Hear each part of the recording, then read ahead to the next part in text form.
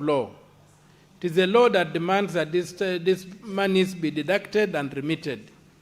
Those who fail to do so breach the law, and I don't see why action is not taken against them, as people are breaching the law. We have tended to handle them with kid gloves, and that's why I think the problem is becoming, the issue is a runaway problem. I would suggest that some of these matters are taken up by law enforcement, and these officers are dealt with accordingly.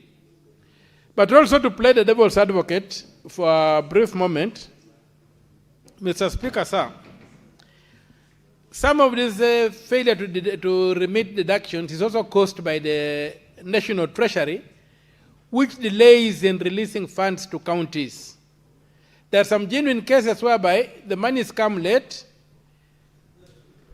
and they find that a lot of penalties have been incurred and are not enough to pay the remittances. So, Mr. Speaker, sir, it's an issue of law enforcement that should also affect the Treasury, where the Treasury delays to release money to county governments according to the law. Necessary sanctions should take place. Otherwise, we are punishing innocent people who are suffering. They can't service their loans. They can't service other obligations. And county governments end up with huge bills in terms of fines. So, Mr. Speaker, as a matter of law enforcement, I pray that this House takes action and ensures that the law is upheld as regards statutory deductions. Thank you, Mr. Speaker, sir. Now, honorable senators, we have exhausted the 15 minutes allocated to this session. We'll now move to the next order. Clerk, kindly call the next order.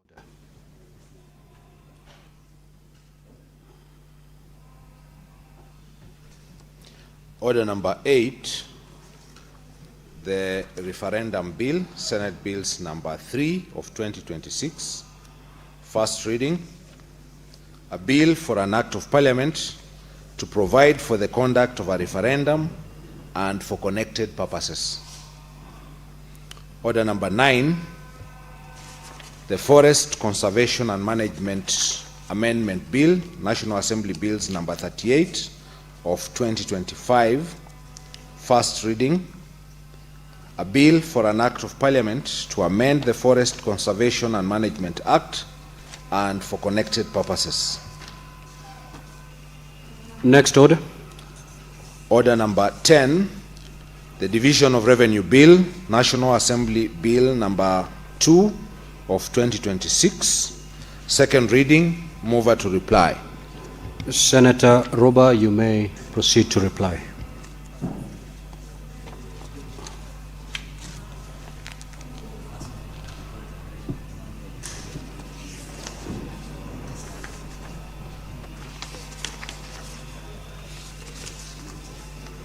Mr. Speaker, I move to reply, and I wish to take this opportunity to thank all the senators who contributed with commitment in support of devolution to this Division of Revenue Bill in support of what is proposed by the committee. Mr. Speaker, just as a recap of what has emerged is the bill contains 2.9 trillion shilling to be shared between the national and county government, where the bill as passed by the National Assembly proposes 2.47 trillion, which is 85.17, to be shared, to be the share of national government, and county government to receive 420 billion, which is 14.47, Mr. Speaker, and equalization fund to be allocated 10.25. Mr. Speaker, the committee has managed to dissect that and shared that the 5 billion increase from 415 of the previous financial year is not even adequate to meet the, the wage drift within the IPPD system, which is non-discretionary adjustment that happens annually. And in the wisdom of the committee, Mr. Speaker, based on the information that was shared by National Treasury, Mr. Speaker, the residual amount that after taking care of national government commitment was 330 billion, from where the committee proposes only 11% of that, which amounts to 39 billion, to be added onto the county government, bringing the county government share to 554 billion as proposed. And Mr. Speaker, I wish to thank the Senate for their wisdom to support the proposal by the Committee of Finance and Budget based on inflationary figure of about 5% increase plus non-discretionary expenditures, including 2 SRC circulars that were meant to be implemented by county government. Mr. Speaker, from the discussion, what has come out is the major risks identified by the Senate are the issues that relate to delayed disbursement causing cash flow constraint, revenue shortfalls through transfers not done in timely manner, removal of protective clause exposing counties to funding uncertainty in that bill. And Mr. Speaker, the proposal by the committee was also supported by various stakeholders that the committee consulted with. Mr. Speaker, the most critical issue, there are 2 critical issues that have come out that the House has also agreed with the Senate. That is 8.94 billion shilling meant for UHC payroll of transferred workers where funds fall off function was erroneously put in division of revenue that only governs the vertical share of revenue between the national and county government, but does not touch on horizontal share of revenue. In the wisdom of the committee, we propose that money be moved to county additional allocation so that then the applicable personnel under each county can be adequately given the payroll support required from the 8.94 billion. Mr. Speaker, the second critical issue is the removal of a clause that shields the revenue uncertainties, that in the event of revenue shortfall, the shortfall should be borne by the national government. The National Assembly has removed that clause that has been traditionally there, and we propose that to be added, Mr. Speaker. And Mr. Speaker, other than that, it is the commitment of this House, the Senate of the Republic of Kenya, Mr. Speaker, that in our commitment and solidarity to support devolution, where the Senate is required to play its role in making sure devolution is protected and funds allocation to devolve units need to increase as funds allocation to national government increases. These continuously demonstrate the commitment of the Senate to protect devolution. Mr. Speaker, that also, by doing that, we get the moral mandate to be able to critique or criticize our county governments when they do not provide the services commensurate to the monies they receive. Mr. Speaker, I beg to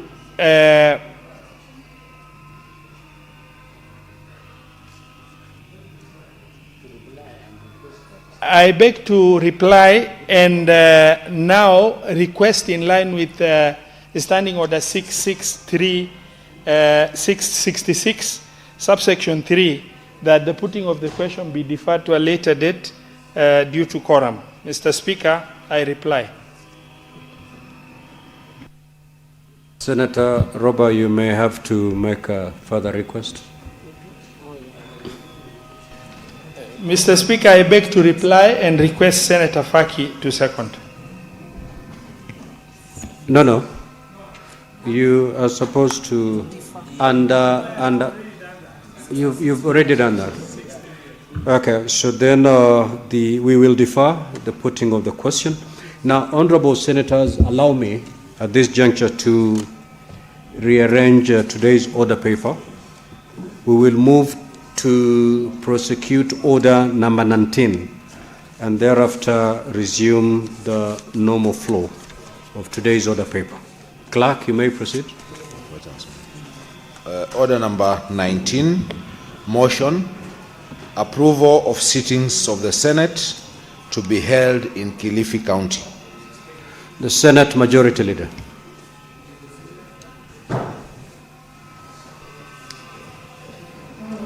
Thank you, Honorable Speaker. Mr. Speaker, sir, I beg to move that aware that the Senate of Kenya is established under Article 93 of the Constitution, and its main role, as set out at Article 96, is to represent, serve, and protect the interests of the counties and their governments. Further aware of the critical role that the Senate plays in the interlinkage between the national and county levels of government, and the need to enhance the interaction between the Senate and the county governments as a means of bringing the Senate closer to the counties and the general public. Acknowledging the recommendation of the Senate Business Committee that a sitting of the Senate be held away from the traditional premises in the Parliament buildings, Nairobi, during the term of the 13th Parliament, and the subsequent resolution of the Senate made on 8th March 2023 to hold plenary and committee sittings in the counties for a one-week period within the month of September in every season of the 4th Senate, except during an election year, with the objective to, 1, promote the role and work of the Senate and enhance public awareness regarding the business of the Senate and Parliament in general. 2, highlight existing and new opportunities for engagement in legislative process. 3, develop and strengthen partnerships at the county level of government. And 4, provide an opportunity to members and staff of county assemblies to learn and share best practices with senators and parliamentary officers. Further acknowledging the successes made during the previous sittings of the Senate outside Nairobi held in Uasin Gishu, Kitui, Turkana, and Busia counties in 2018, 2019, 2023, and 2025 respectively. Now therefore, pursuant to Article 126(1) of the Constitution, the Senate resolves to hold its plenary and committee sittings in Kilifi County from 21st to 25th September 2026. Thank you, Honorable Speaker. I submit.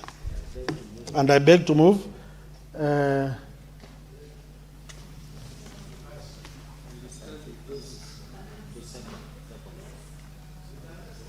I request, because I'm seeing the only lady in the House on the majority side, Senator Veronica, to second. Thank you.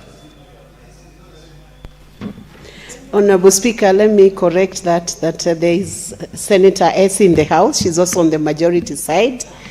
But I want to take this opportunity to thank Senator Wakoli, our whip, for ably moving that motion that Senate considers moving down to Kilifi County to run its business for a week in line with Article 126(1) of the Constitution.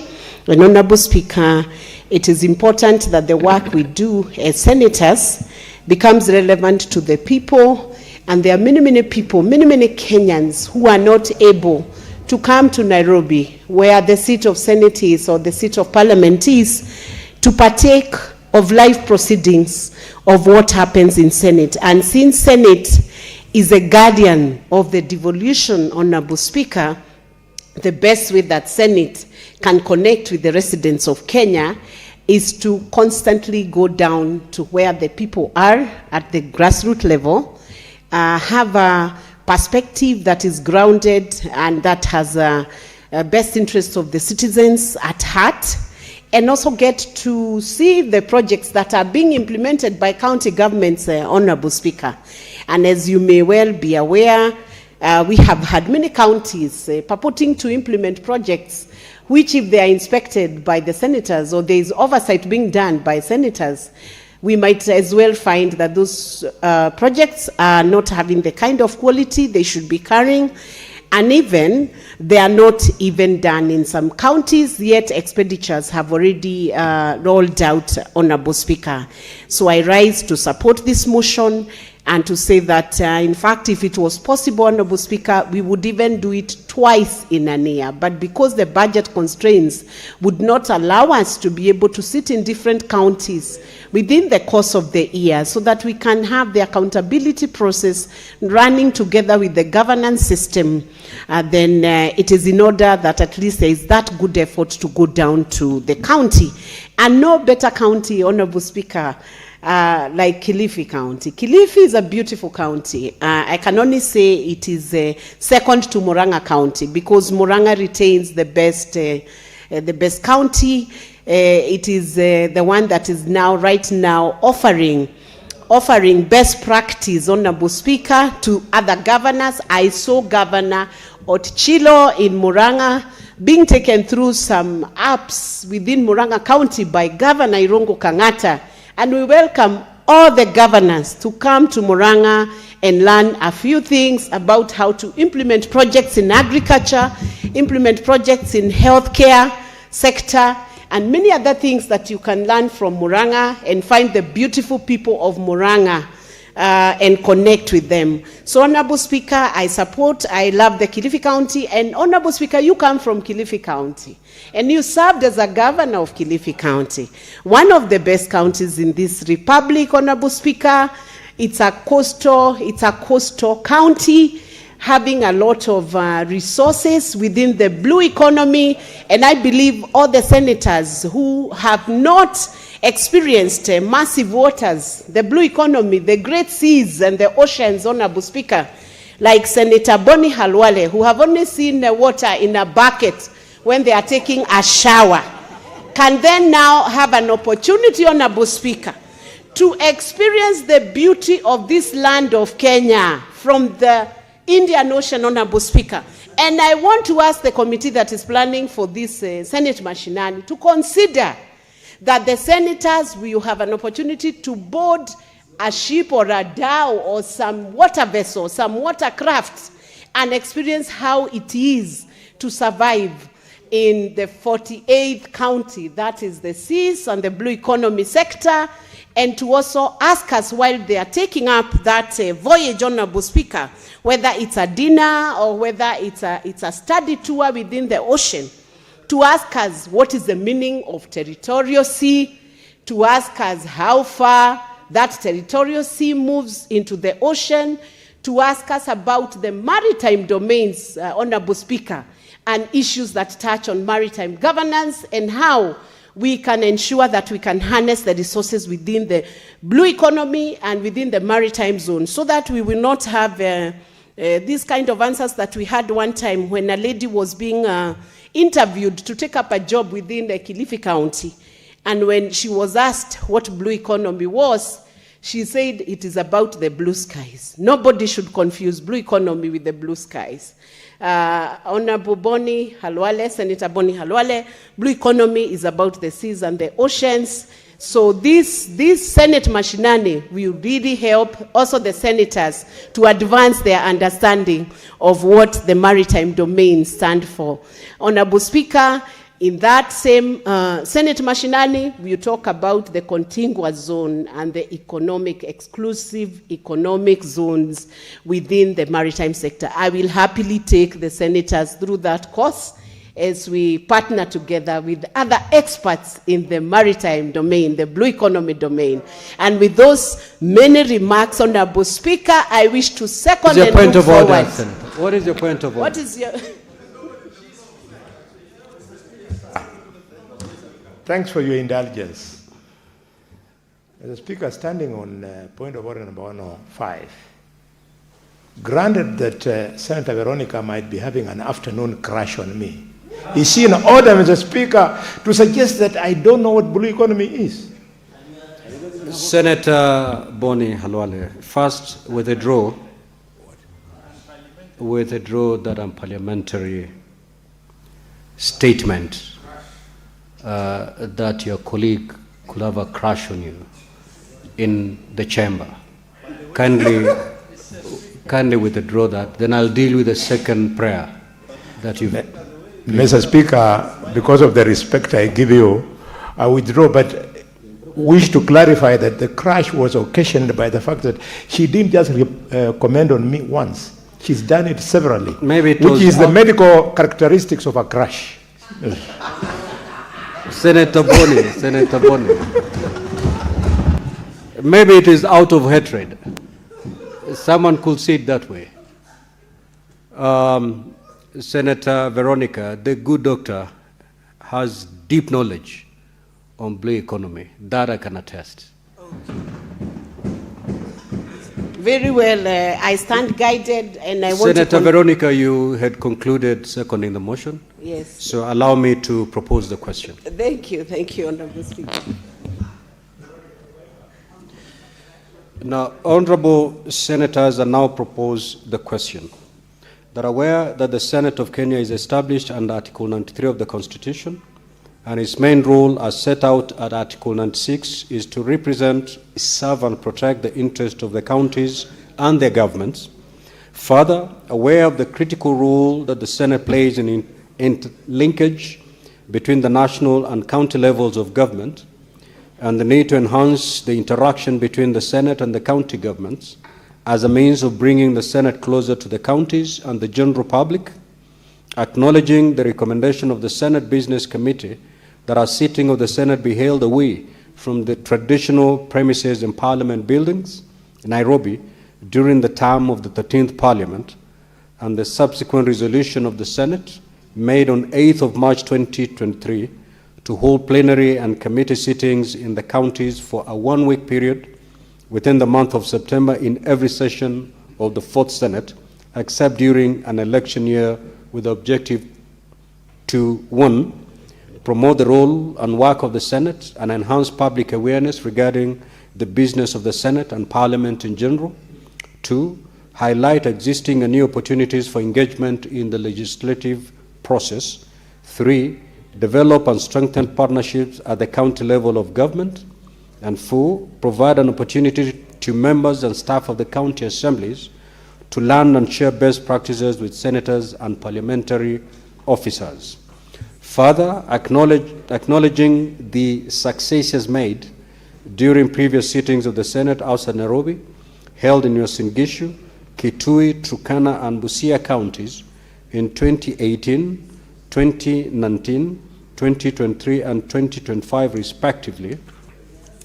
Now, therefore, pursuant to Article 126(1) of the Constitution, the Senate resolves to hold its plenary and committee sittings in Kilifi County from 21st to 25th September 2026. Now, honorable senators, this is rather procedural. The floor is open for debate. With your concurrence, you may allow me to put the question so that we dispense with this particular motion, or we may allow members to debate this motion. Do I have your concurrence that I put the question? Yes. Thank you. So, honorable senators, I will now proceed to put the question.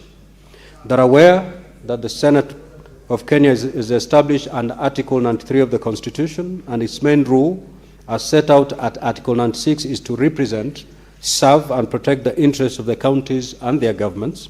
Further, aware of the critical role that the Senate plays in the interlinkage between the national and county levels of government, and the need to enhance the interaction between the Senate and county governments as a means of bringing the Senate closer to the counties and the general public, acknowledging the recommendation of the Senate Business Committee that a sitting of the Senate be held away from the traditional premises in Parliament buildings, Nairobi, during the term of the 13th Parliament, and the subsequent resolution of the Senate made on 8th March 2023 to hold plenary and committee sittings in the counties for a one-week period within the month of September in every session of the 4th Senate, except during an election year, with the objective to 1. Promote the role and work of the Senate and enhance public awareness regarding the business of the Senate and Parliament in general. 2. Highlight existing and new opportunities for engagement in the legislative processes. 3. Develop and strengthen partnerships at the county level of government and provide an opportunity to members and staff of the county assemblies to learn and share best practices with senators and parliamentary officers. Further, acknowledging the successes made during the previous sittings of the Senate outside Nairobi, held in Uasin Gishu, Kitui, Turkana, and Busia counties in 2018, 2019, 2023, and 2025, respectively. Now, therefore, pursuant to Article 126(1) of the Constitution, the Senate resolved to hold its plenary and committee sittings in Kilifi County from 21st to the 25th of September 2026. Before I pose the question, just allow me to consult the clerk on a procedural issue.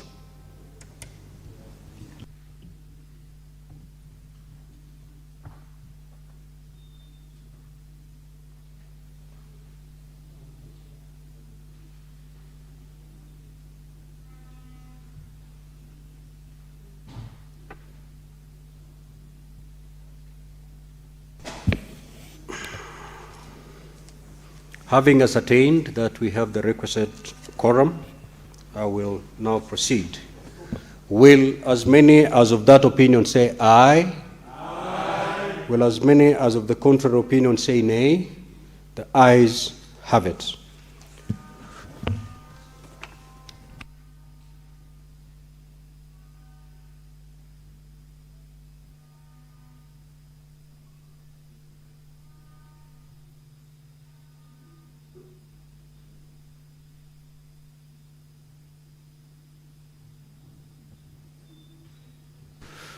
Senator Veronica, kindly approach the chair. Now, we will proceed to order number 17, honorable senators, and thereafter we will see if we can assume the natural flow of today's order paper. Clerk, you may proceed to call that order. Order number 17, the Narcotic Drugs and Psychotropic Substances Control Amendment Bill, Senate Bills number 1 of 2024, second reading.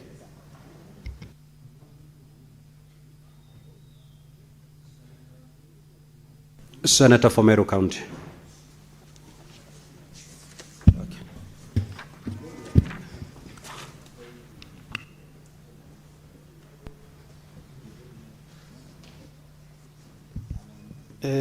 Thank you, Honorable Speaker, for this opportunity.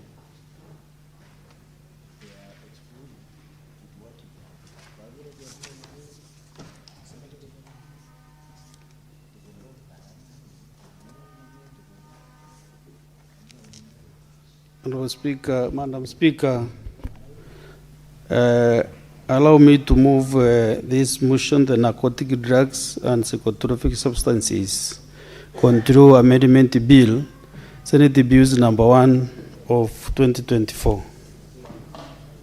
Madam Speaker, I want to start by giving some background on what Mera has done to the economy of our country.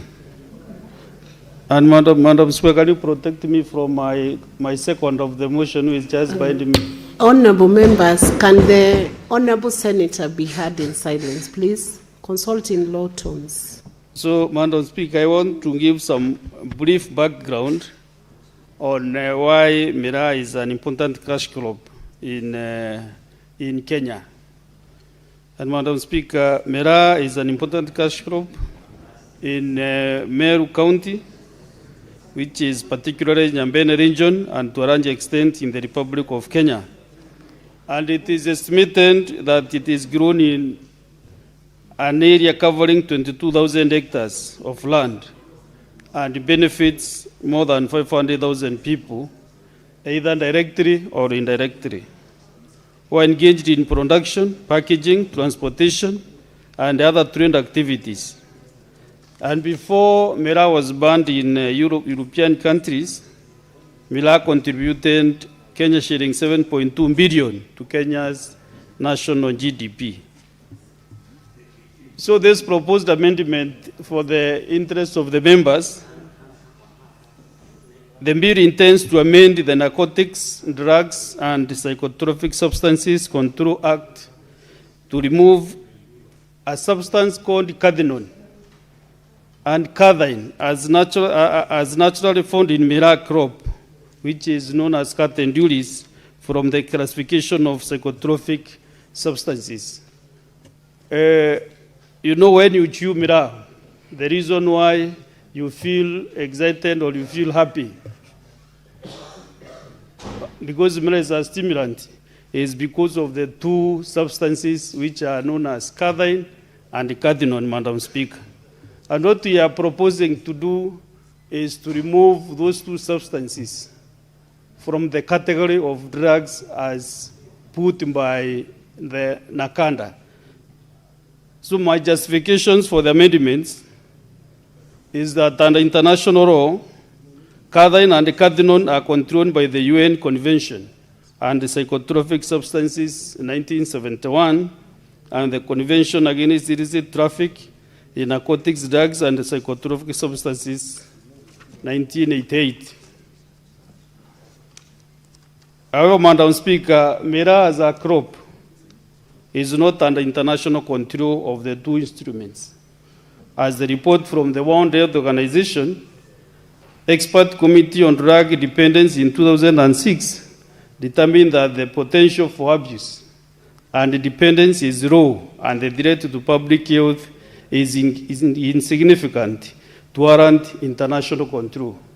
What these experts are saying from the World Health Organization is that even if you chew Mira from now to tomorrow, to the day after tomorrow, it will have very little effect on your health. And Madam Speaker, to justify, it was true they choose Mira, of course, every weekend.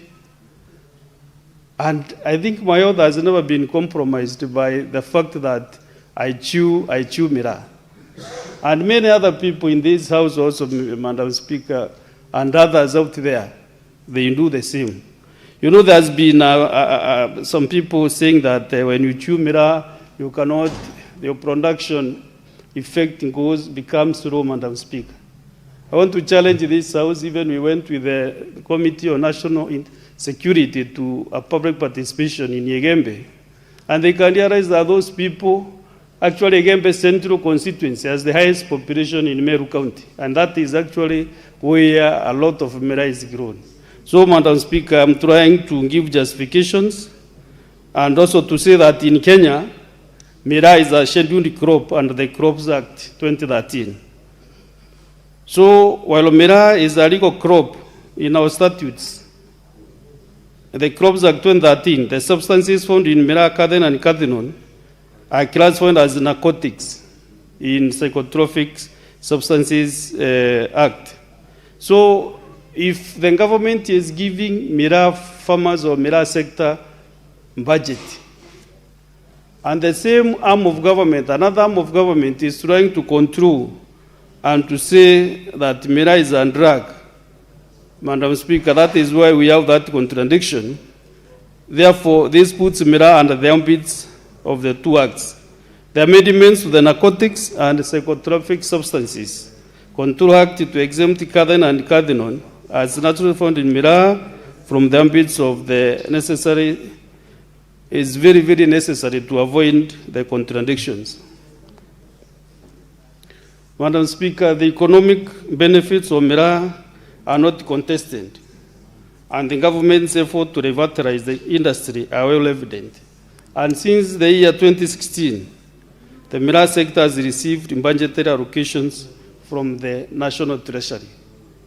So, if National Treasury is giving 2 billion to Mira sector, then why is Nakanda again penalizing those who are producing? Because once Mira is categorized as a drug through the cathinone and cathine, it is difficult, Madam Speaker, to do value addition.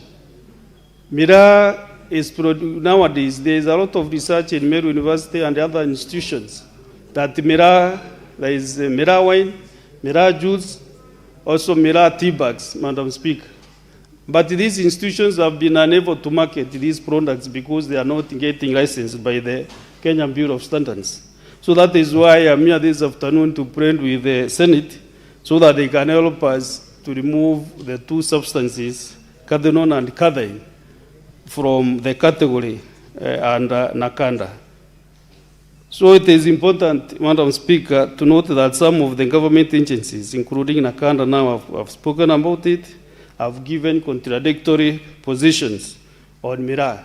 In the year 2013, appearing before the Parliamentary Handle Committee, which was formed to investigate and inquire on Mira-related issues, the chairperson then for Nakanda, Honorable John Mutudo, told the committee, the Parliamentary Committee, that there were no strong grounds to classify Mira as a drug.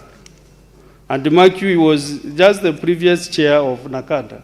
And according to the Honorable Mutudo, he had no issues with the Mira, and he really pronounced himself that the Mira and is very little effect. Actually, he's the one who wanted Parliament to repeal or amend the Narcotics and the Psychotropic Control Act, which indicated the two substances found in Mira as prohibited substances.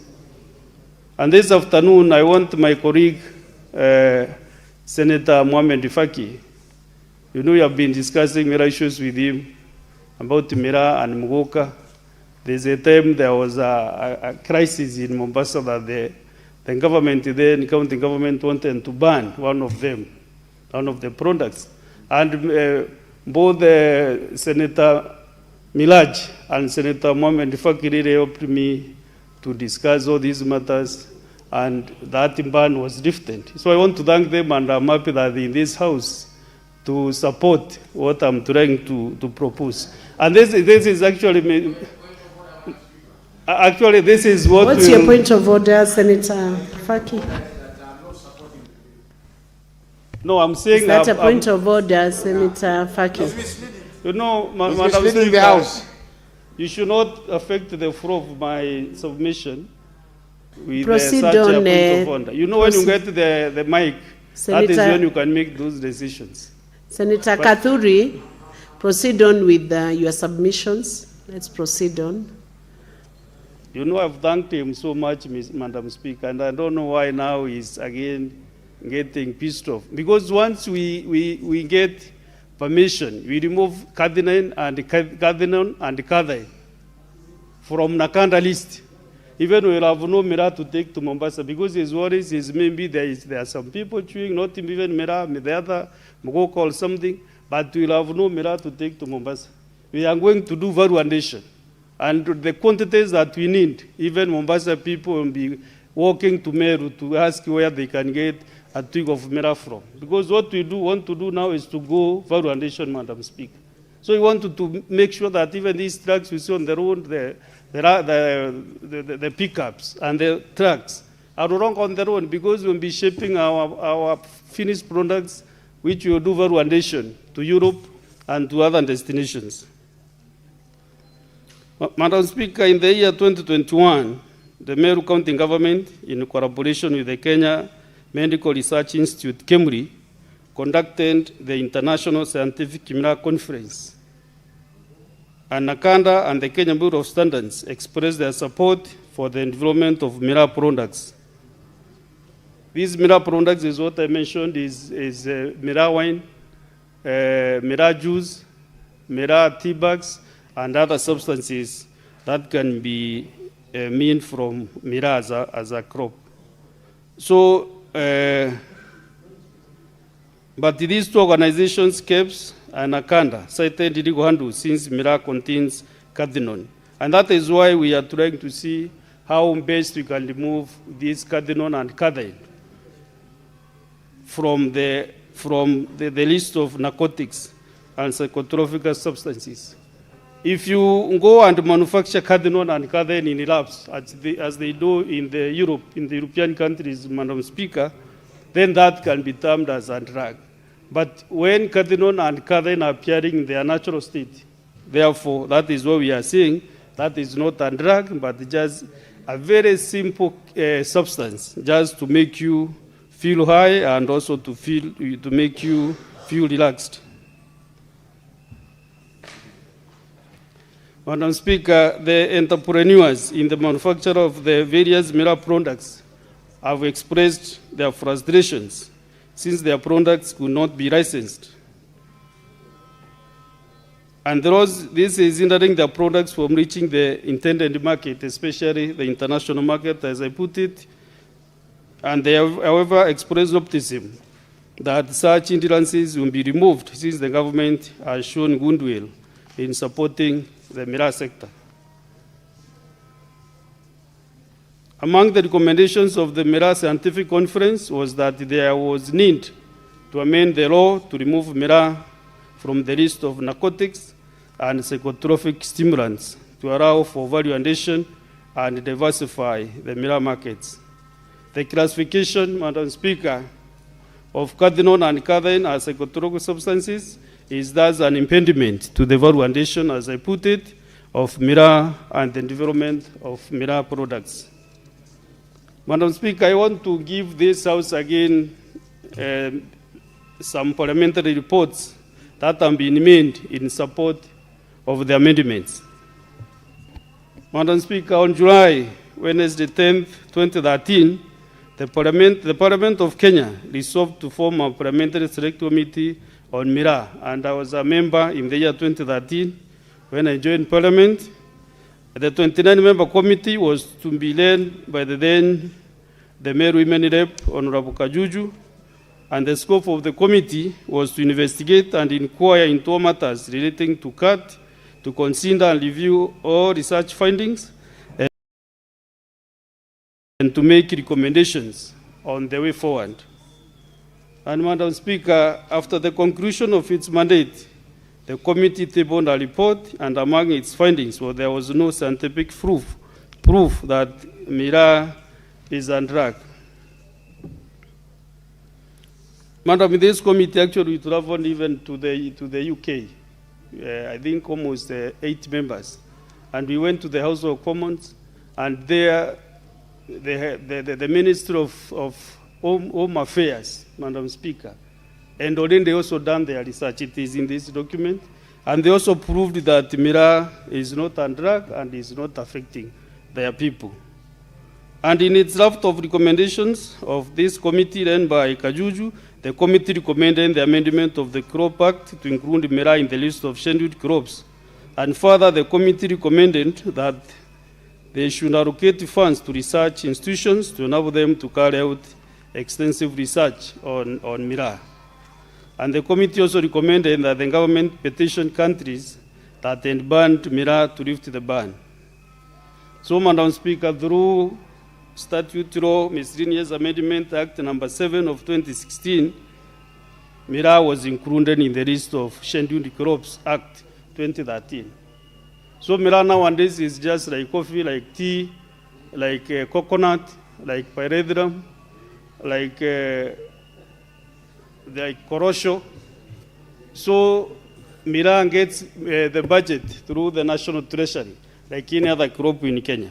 Senator Kaduri Murungi, you're addressing us in English. Kolosho is cashew nut. Cashew nut, of course, I know, but for the interest of Senator Miraji, I wanted her to feel nice when I mentioned korosho.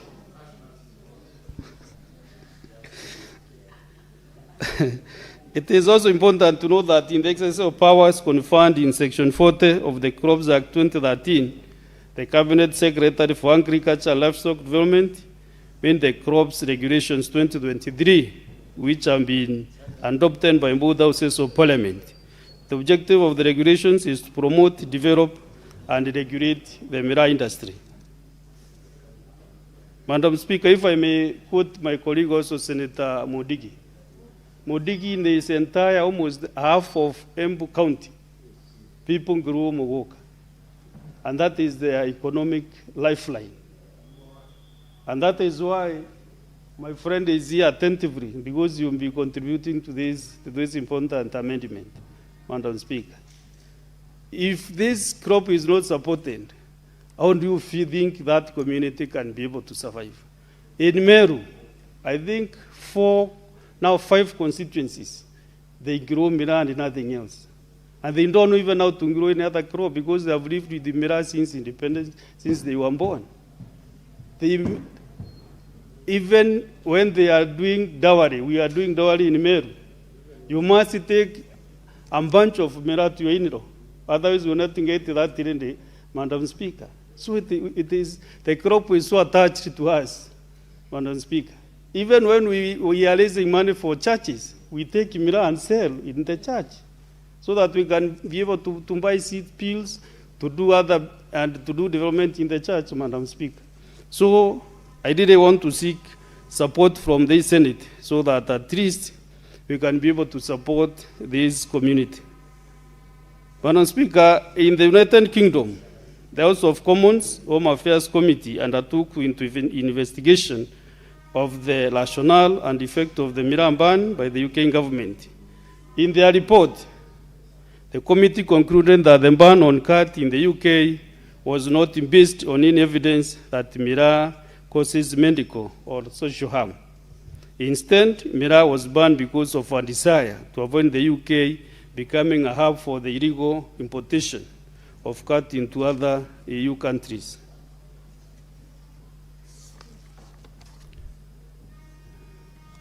Madam Speaker, in their report, while sympathizing with the Kenya miraa community, the UK parliamentary report captures this, and I want to quote that there is a clear potential for the introduction of controls on cat in the UK to have an detrimental impact on the economy of Kenya, particularly in Meru, where cat cultivation is a major industry. Madam Speaker, if a European Parliament can be able to sympathize with this community, with Meru, with Embu, and other parts, how comes the Parliament of Kenya can be able to object the support that they should give this community? So they continued and saying that this would not in and itself be a good reason for rejecting a ban on a drug which was proven to be harmful. But in this case, there is no good evidence of medical or social harm. The Kenya delegation told us that, and told them that the policy and the potential to damage UK-Kenya relations. And through the UK is only one of the number of countries placing restrictions on cat. So, Madam Speaker, because my colleagues also want to contribute to this important amendment bill, I want to, in a few minutes, to summarize and conclude and say that, Madam Speaker, contrary to sensation reporting of the ban of miraa in the UK, the United Kingdom Parliament acknowledged that there is no evidence that shows that miraa has a direct causal link to adverse medical effects. The report indicates that in most of the European countries, the ban on cat was informed by bans affected by the neighboring countries, as there was the risk of exposing their countries into the business again. The Parliamentary Report Committee in Kenya on Agriculture and Livestock, Madam Speaker, dated 2nd June 2022, responding to a petition by miraa farmers regarding the matters relating to miraa, among them implementation of the miraa task force, implementation technical team recommendations, the diversion of funds for the miraa industry, misappropriation of 1 billion meant for miraa revitalization, further underscores the significance the Parliament of Kenya has placed on the miraa sector. Madam Speaker, I don't want to continue with the more praise because I can see my members, honorable colleagues, have understood what I want to do. Therefore, in conclusion, Madam Speaker, while miraa is a legal cash crop in Kenya, and the government provides budgetary allocations to support the industry, the classification of its components as prohibited substances negates the strengths meant to revitalize the industry and is a hindrance to the value addition of the crop. It is only fair and just to the farmers and the manufacturers of miraa products to have the components of miraa, cathine, and cathinone, and their natural form be removed from ambits of the Narcotics and Psychotropic Substances Control Act. So, my colleague senators, I think I've convinced enough in my deliberations, but I'm very, very much available. Whoever wants more clarification, more information, just to approach me, or you can call me on wherever you are seated, so that I can be able to give you more information, more facts, so that you can be able to support this amendment bill, which will go a very, very big way, actually, to support one of the biggest populations that we have. And Madam Speaker, since you also come from a county that is so much agricultural like Muranga, if today we say there should no macadamia nuts, we see now we have a lot of fight on macadamia nuts. Even in Meru, we do produce them. But you can see now the prices have gone down. Senator Murango is very much aware the effect that we have on macadamia. So if macadamia is banned in Muranga, in Kirinyaga, in Kiambu, in Meru, in Embu, where can those farmers go? This is the same thing with the Mira in Meru, in Embu, that is where it is mostly grown. Madam Speaker, I can see my colleague is a bit tense, but I want to promise you, once you approve this amendment bill, Senator Faki, we shall collect all Mira coming to Mombasa and do valuation. That is actually the comfort that I want to give you, so that when discussing this bill, you will have that insight, that what we want to do is to make sure that whatever Mira is coming out of Meru, we do valuation into wine, into juice, and also, if you can't drink wine or take juice, you can just boil your hot water and put Mira timber inside, and just you consume, and you'll be fine. So, therefore, Madam Speaker, thank you very much. I would like to request my friend Senator Chelagay to second this motion. Thank you very much. Thank you, Senator Kathuri. Very interesting debate. Senator Chelagay, hold on. Hold on. I have a communication from the chair on a visiting delegation of youth leaders from Muranga County. Honorable Senators, I would like to acknowledge the presence in the public gallery this afternoon a visiting delegation of 12 youth leaders from Muranga County. The delegation is in the Senate on a courtesy call to Senator Joe Nyuto, MP. On behalf of the Senate and on my own behalf, also from Muranga County, I extend a warm welcome to the delegation and wish them a very fruitful visit, and I thank you. And to honor the youth leaders who are from the county where Senator Joe Nyuto and yours truly comes from, I will call out the names. We have Stephen Wangoi, Paul Mwangi, Susan Bao, Nahash Onjiri, Dennis Karori, Benjamin Kigo, Charles Mbai, Francis Joguna, Samuel Dongo, Irene Jerry, Jane Jerry, and Nancy. Thank you and welcome to Senate. Senator Cheradige, you may proceed. Yes, let me give an opportunity, first of all, to Senator Joe Nyuto to welcome the great 12 youth leaders from Muranga County. Thank you, Madam Speaker, for the opportunity to welcome these youth leaders from Muranga County, where you also happen to come from. Madam Speaker, these are young people who have volunteered themselves and come out as leaders in the county. And Madam Speaker, they have come here for mentorship and familiarization. And Madam Speaker, you know, as you have observed, that Muranga County is a great county, a county that continues producing great leaders. And this is a county that also recognizes and respects women leadership, Madam Speaker. And that is why you and other women leaders on Sunday welcomed the President of Kenya, Madam Speaker. We have very many women leaders in Muranga, and who love the president. But Madam Speaker, these are youths that are non-aligned and who are here to learn and of course see what we do here.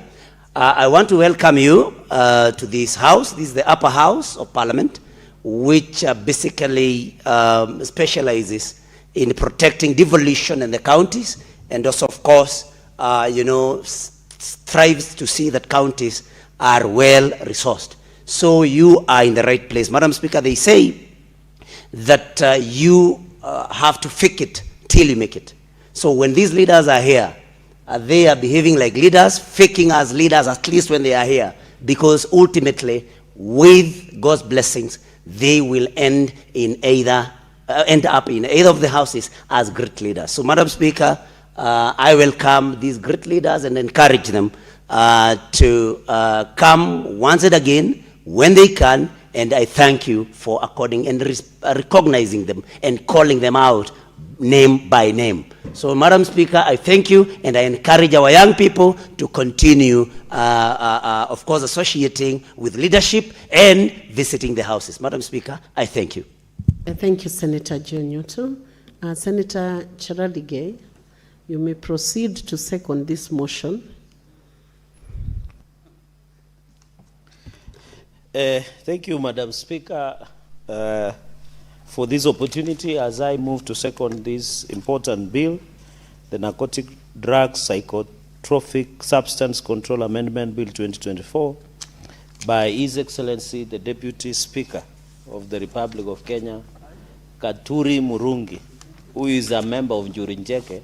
So, Speaker, I also want to thank Madam Speaker because the youth leaders from Muranga are just here, and I'm happy Muranga is one of the agricultural counties in the Republic of Kenya, and I want to wish them well. I'm happy Senator Newton has said they are non-aligned, and I'm happy that we'll work together. I can assure them if they want us to work together, I'm willing to work together so that we can mentor them to be leaders, not only leaders at their region, but national leaders. So, Mr. Speaker, we wish them well and God's blessings. That is where some of us started from.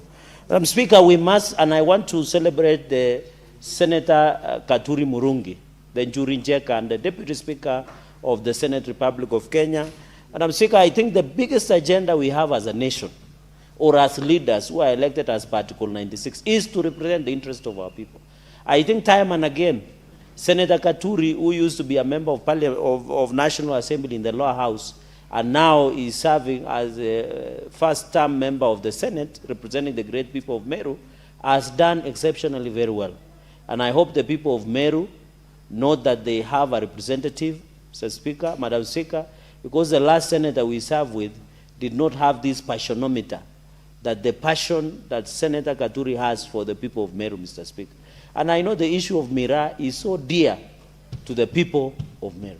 Madam Speaker, we must defend Mira farmers, like rice farmers in Mwea, like maize farmers in Wazingishu and Nandi, like sugarcane farmers in Western Kenya, like coffee farmers in Muranga, Kiambu, and even in Nandi and Bungoma, like milk farmers, Madam Speaker, in Nandi, and even in Embu, Madam Speaker. Even in Embu, where Mount Kenya East, I know I'm not making a political statement, but where majorly Mira is grown is in Mount Kenya East, Madam Speaker. And therefore, I want to say that we must defend farmers of Mira the way we'll defend farmers of Mnazi from Coast in Mombasa, Madam Speaker.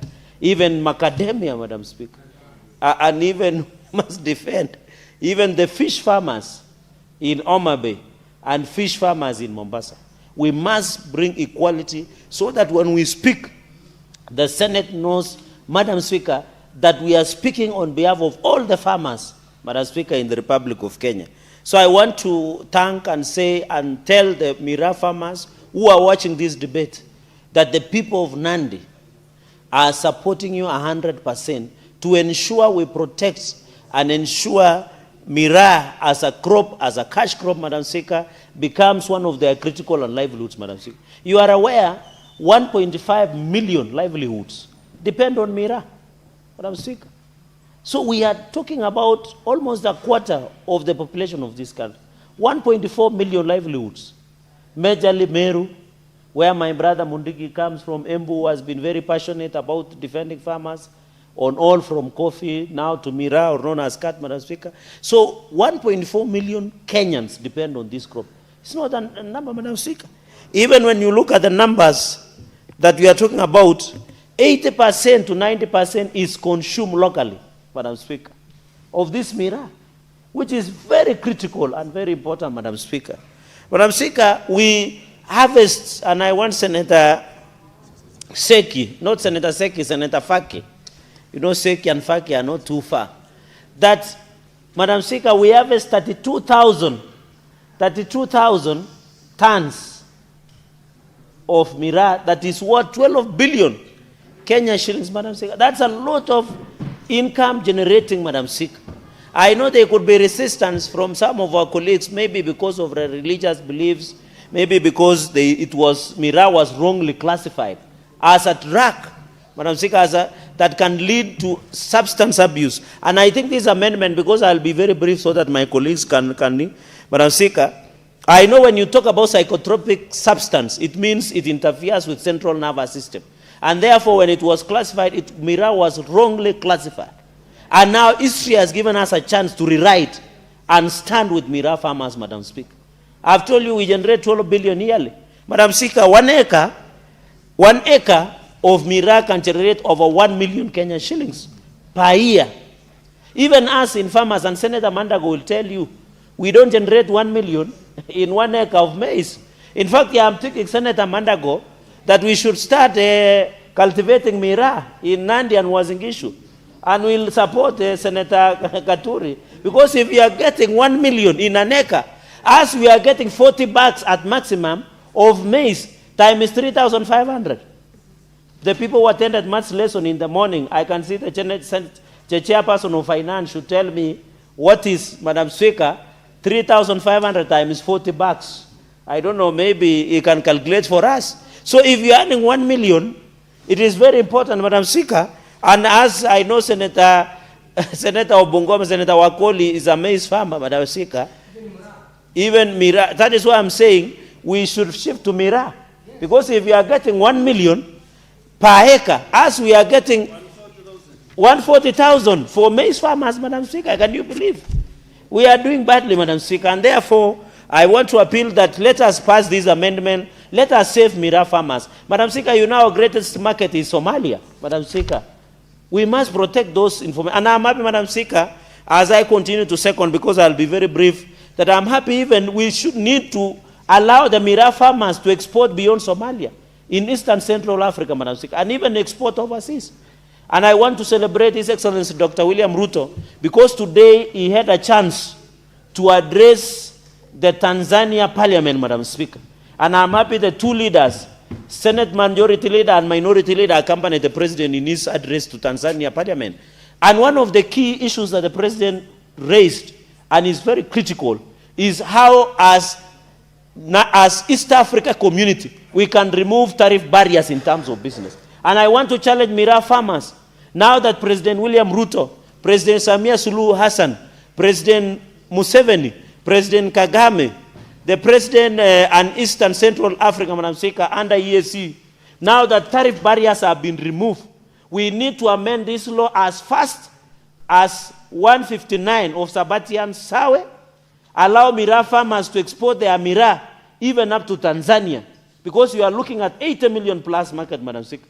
We are looking about 300 million plus market where Mira farmers can sell their crop, Madam Speaker. And I want to thank His Excellency the President, because some people might take it casually that we have removed tariff barriers in terms of business in this country. And Madam Speaker, that visit was very critical so that in future we can ensure we remove. We are one people, Madam Speaker.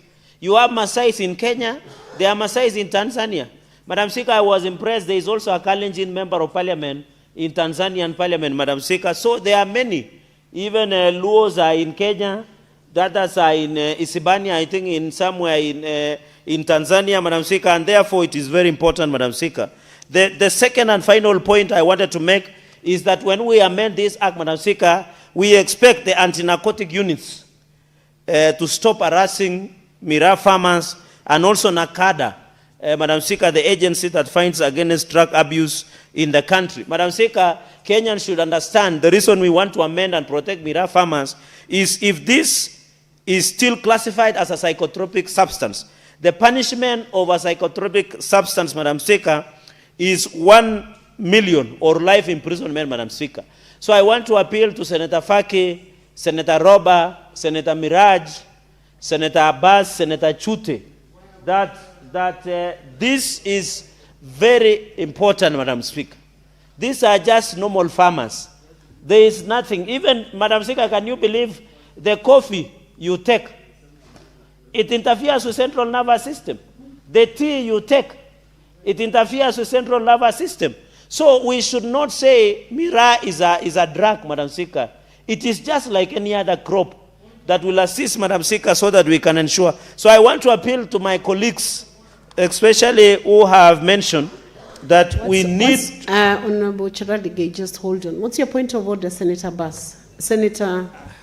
Yes, Madam Speaker, Captain. I wish to request the Honorable Senator Charadigay to clarify why he chose to single out Senator Faki, Senator Miraj, and Senator Abbas, and Senator Roba for the benefit of the House, because I don't seem to understand the intention of the Honorable Senator. Thank you. Senator Charadigay, can you clarify why you segregated and singled them out in your submissions? Madam Speaker, it is the senators that my eyes could capture. I could see at the floor of the House. Maybe I'll add the list, Senator Katuri, Senator Mundigi, Senator Mandago. Senator Charadigay, I have mentioned a number of them. Senator Charadigay, Yes. your eyes are encouraged to capture more senators so that they can feel the submissions are more inclusive. Okay, proceed and finish your deliberations. Madam Speaker, as per the standing order, I still have 1 hour, but I will just be brief. Madam Speaker, and I want to appeal to Senator Roba, my good friend and my big brother, and the party leader of UDM, that it was not in bad faith, it was in good faith, because we want people to know that we have a party leader in the House. And that is why I keep mentioning you, so that people are aware you are in the House, Madam Speaker, and your people appreciate that the role you are playing. Madam Speaker, and therefore on this issue of, as I conclude, Madam Speaker, the issue I just wanted to mention is that we want NACADA and anti-narcotics units so that they can stop harassing farmers, Mira farmers, Madam Speaker. I want to appeal and call upon the President, I think under the Constitution, to just assent to this bill. It is in good faith and we'll do value addition. Senator Mundigi was telling me that, and I once attended with him an ACK function, and Senator Mundigi was teaching us that Mira, we can do value addition. Senator Katuri has said, we make Mira juice, Madam Speaker. In fact, I'm proposing, if we pass this bill, and I know we'll pass it, Madam Speaker, we'll pass this bill. We'll pass it. We should also, in our availability of drinks in Parliament, I'm proposing that we should include Mira juice, so that we can start taking, and Kenyans can take the lead, Madam Speaker, because it is not a psychotropic substance. No, Madam Speaker, can you protect me from Senator Roba? He's becoming I don't want to say unruly, but he's becoming Madam Speaker. So, juice, Madam Speaker, I'm proposing, and the first person who will assist us in testing that Mira juice will be led by the Deputy Speaker, Senator Mundigi, and yours truly. I'll be the third person, Madam Speaker. We will only consume water, soda, Mira juice, but other things are exceptional, Madam Speaker. And milk, of course. You know there is milk already in the menu of Parliament. So we need to expand the milk because it's very healthy. I'm told it is good for the body and the soul, and it can assist you in other engagements, especially after 6 p.m. to 6 a.m. in the morning, Madam Speaker. So we must ensure that we do value addition to all the things that we do, so that the people of Mira, we can do value addition, Madam Speaker. Madam Speaker, finally, we should amend the second schedule, because cutting on and cutting in, there are things that exist in Mira, but according to because I talked to some doctors And I want to inform my colleagues that the interference of central nervous system is not as equal as an abuse of drug, substance, or alcohol, Madam Speaker. This is just like coffee. Let me use caffeine that we take. It doesn't interfere, it doesn't intoxicate, Madam Speaker. So I want to thank Senate Deputy Speaker for bringing this, Madam Speaker. This bill is very important, and we know we want, Madam Speaker, I've said you, they will always, that we ensure, even if it means that we do medical and scientific regulations, Madam Speaker, we prevent and we ensure our 1.5, Madam Speaker, and if we remove today the 1.5 million livelihoods, we'll be very grateful. And I know, Madam Speaker, we can, when this enforcement, judicial discretion over criminalization, resource needs, international obligations, and I've just given an East Africa, Madam Speaker. So we need to ensure that as a country, we must and should protect the farmers that we have in this country. Farmers, even I forgot to say, I know Senator Roba has been very uncomfortable through the Speaker. I forgot that we need also to protect camel farmers, just like Mira farmers. And that is why when they were that issue in Kwakimari, in Seikuru, we were very passionate that camel farmers should be protected. So as Senator Roba says, let's protect camel farmers. We are also saying protect Mira farmers. As Senator Mandago says, protect May farmers. We are saying protect Mira farmers. As Senator Mundiki says, protect Mira farmers. We are saying protect the fish in the auction by Senator Faki. So we must agree as a country, Madam Speaker, that we need to say that. Madam Speaker, with those very, very many remarks, I want to thank you, Madam Speaker. Somebody mentioned that Muranga has a lot of women leadership. And we are proud because the House of Mumbi, the Kikuyu nation are proud of you.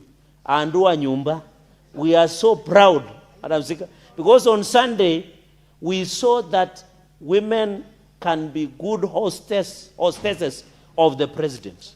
We are so proud of you. I saw how elegant, graciously, beautiful you are dressed, holding on to the president. And we know there is no, Madam Speaker, can you protect me from Senator Karen Nyamu? He's just heckling, and you know that's the habit of ODM. I'm just praising you. Why is it still us that I'm praising the Speaker? Does she have any other agenda that we don't know? So we are proud that you hosted the president.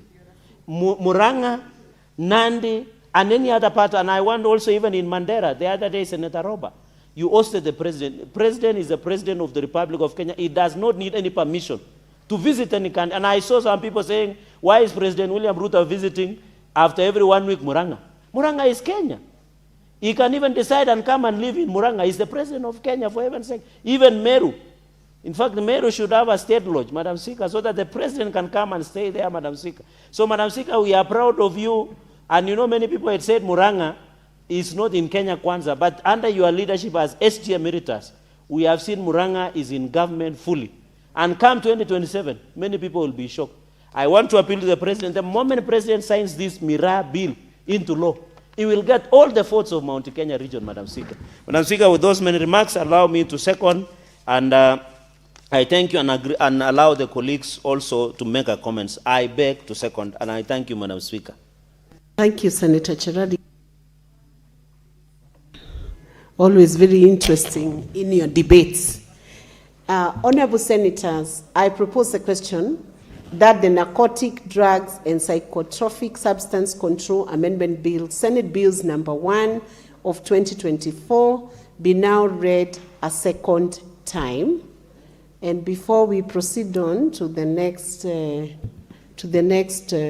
stage of this bill, I am going to give a direction now that I see Senator Karen Nyamu is in the House.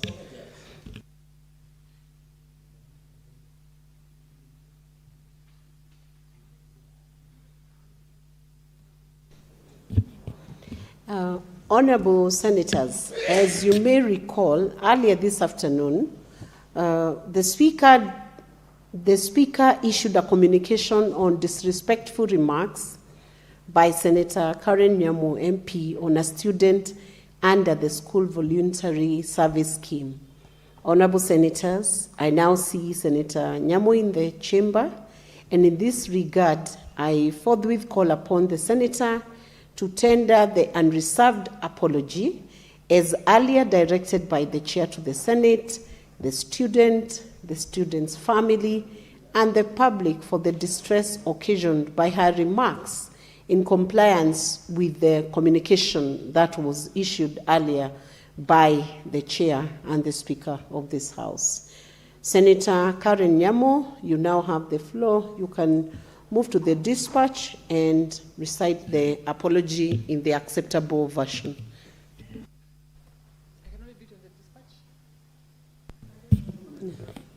You can choose to do it from wherever you wish.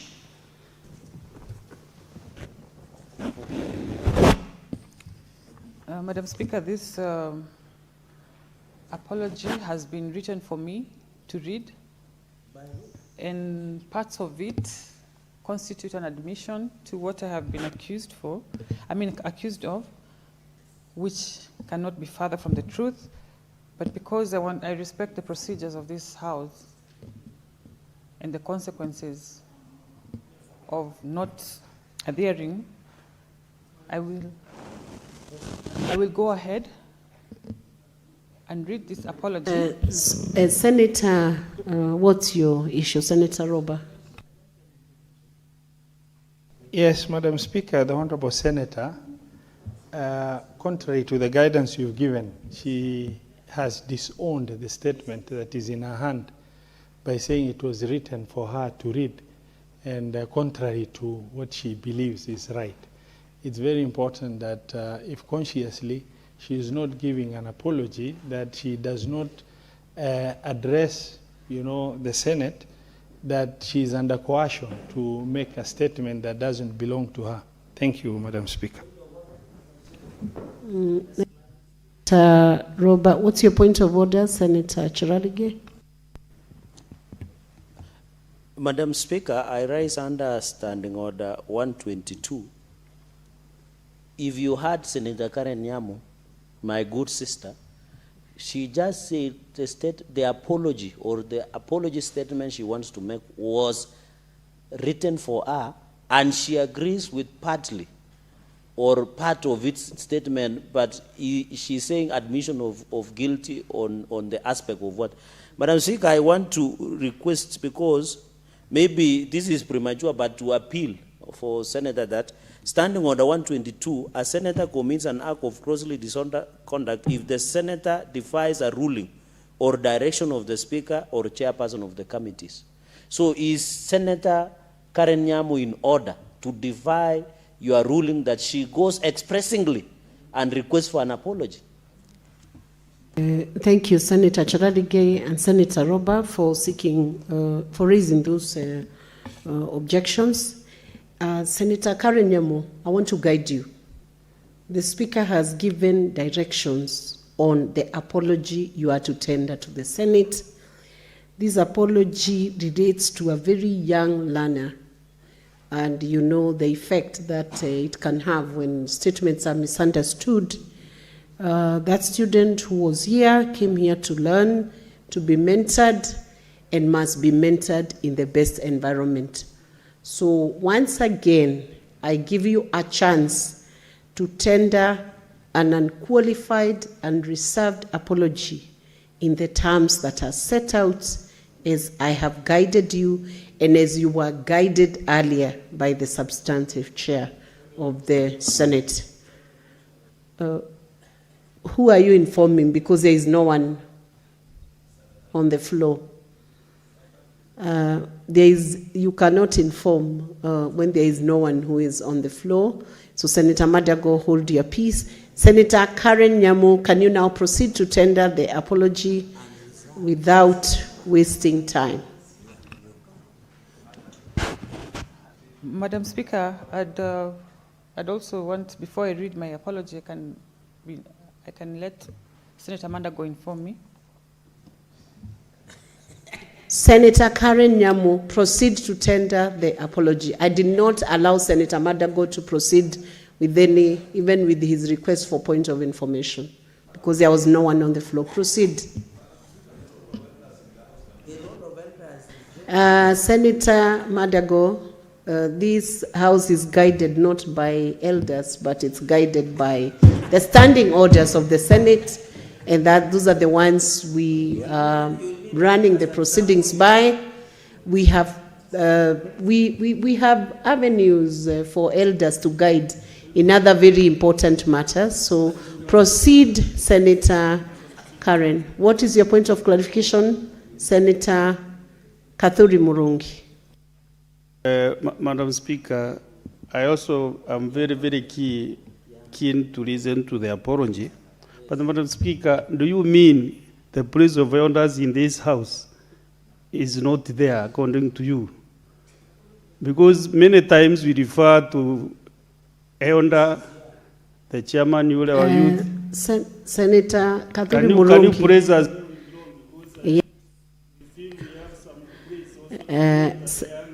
Senator Kathuri Murungi, you mentor the other senators as ranking members of this house and as recognized by the standing order as ranking members.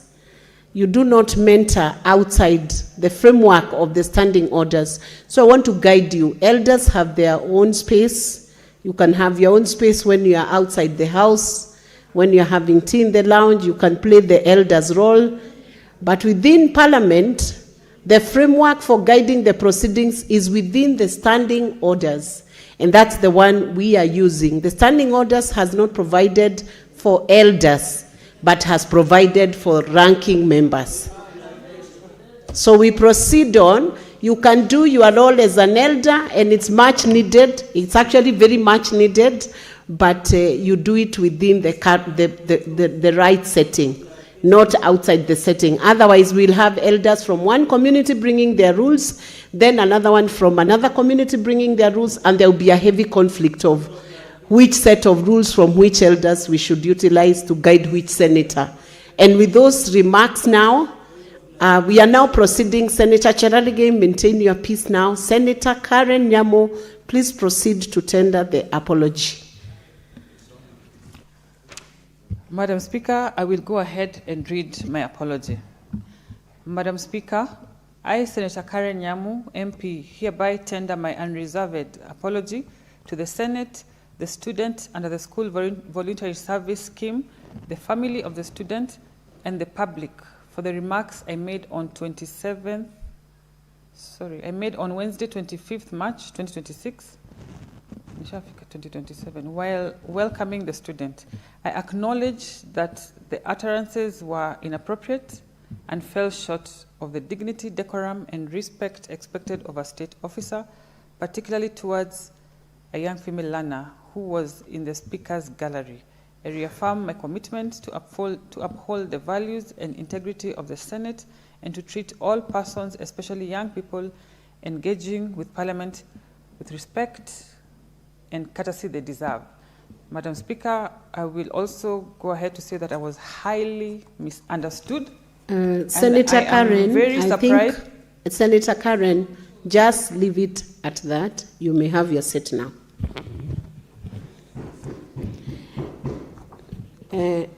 Honorable Senators, having considered the apology tendered by Senator Karen Nyamu MP, I hereby acknowledge and accept the same.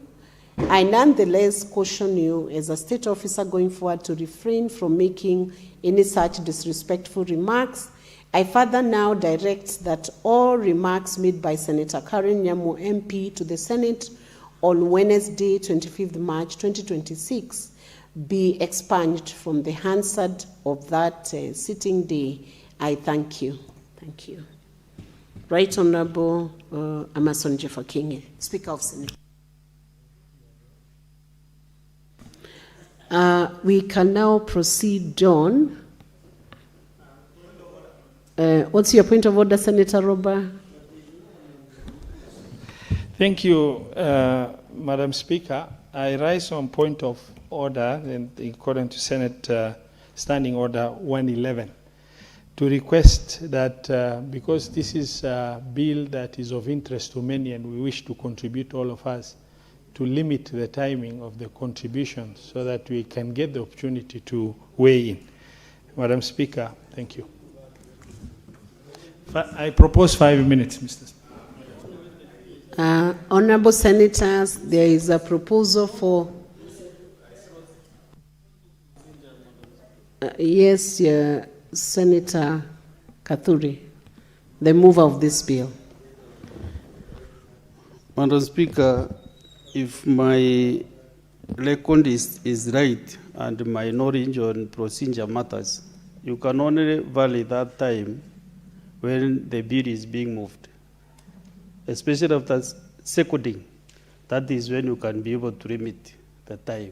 But when we are midway, from the one you call row house, I don't know whether the standing orders in the row house are different.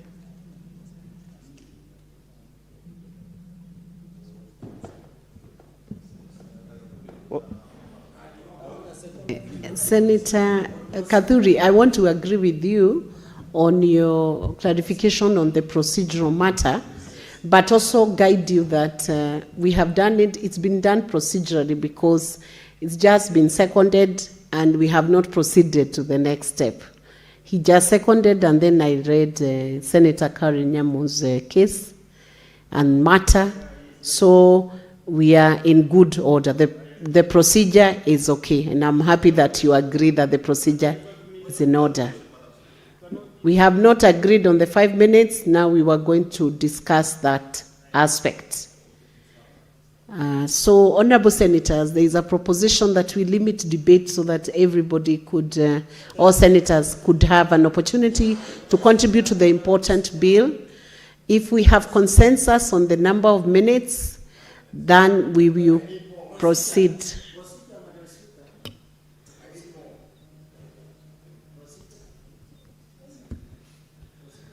Senator Charadige, what point of procedure are you raising?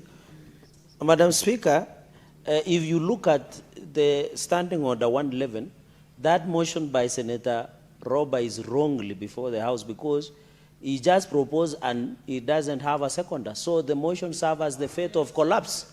Madam Speaker, he didn't even call anybody to second. So that motion collapses, Madam Speaker, but it does not even see the light of day, Madam Speaker. It dies by the sword.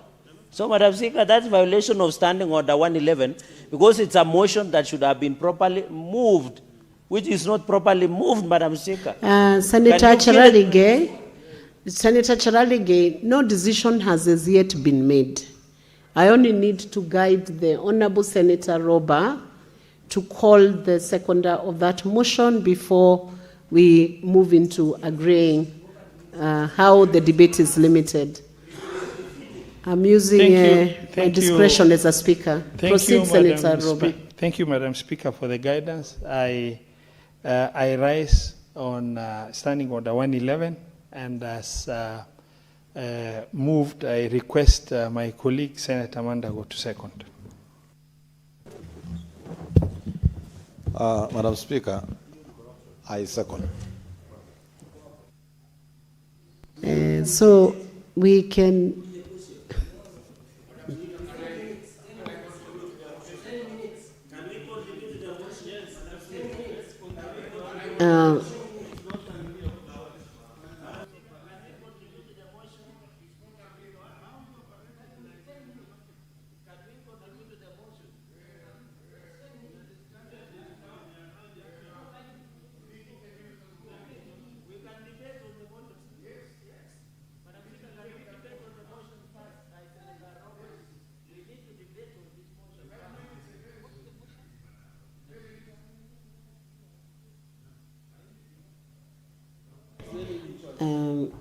Honorable Senators,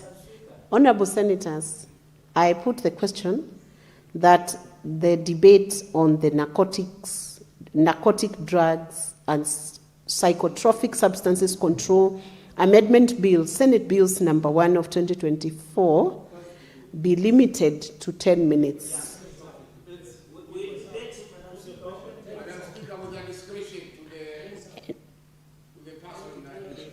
I put the question that the debate on the Narcotic, Drugs and Psychotropic Substances Control Amendment Bill, Senate Bills number 1 of 2024, be limited to 10 minutes. As many...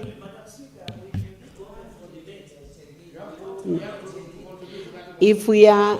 You want to contribute to that motion?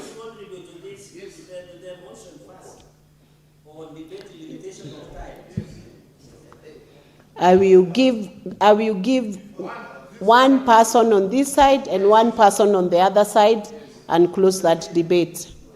So, Senator Faki, one person on this, one senator on this side and one senator on the other side. And 2 minutes each. Asante Mheshimiwa Spika. Kwanza ni kupinga mswada huu wa kupunguza wakati wa maongezi wa mswada huu muhimu. Mheshimiwa Spika, masuala ya miraa, masuala ya mogoka ni masuala ambayo yametoa athari nyingi sana kwa wakazi wa Mombasa, Pwani kwa jumla, na pia sehemu za Northeastern na sehemu zingine mpaka kama vile Garissa, Mandera, Wajia na kwa kwingineko. Kwa hiyo Mheshimiwa Spika, mimi binafsi dakika 10 hazitaweza kunitosha kuweza kuzungumzia mchango wangu kwa mswada huu. Ningeomba nipewe zaidi ya dakika 10 katika kueleza, nipewe zile 25 ambazo zinatakana kupewa ili niweze kupinga mswada huu kikamilifu. Asante Bi Spika.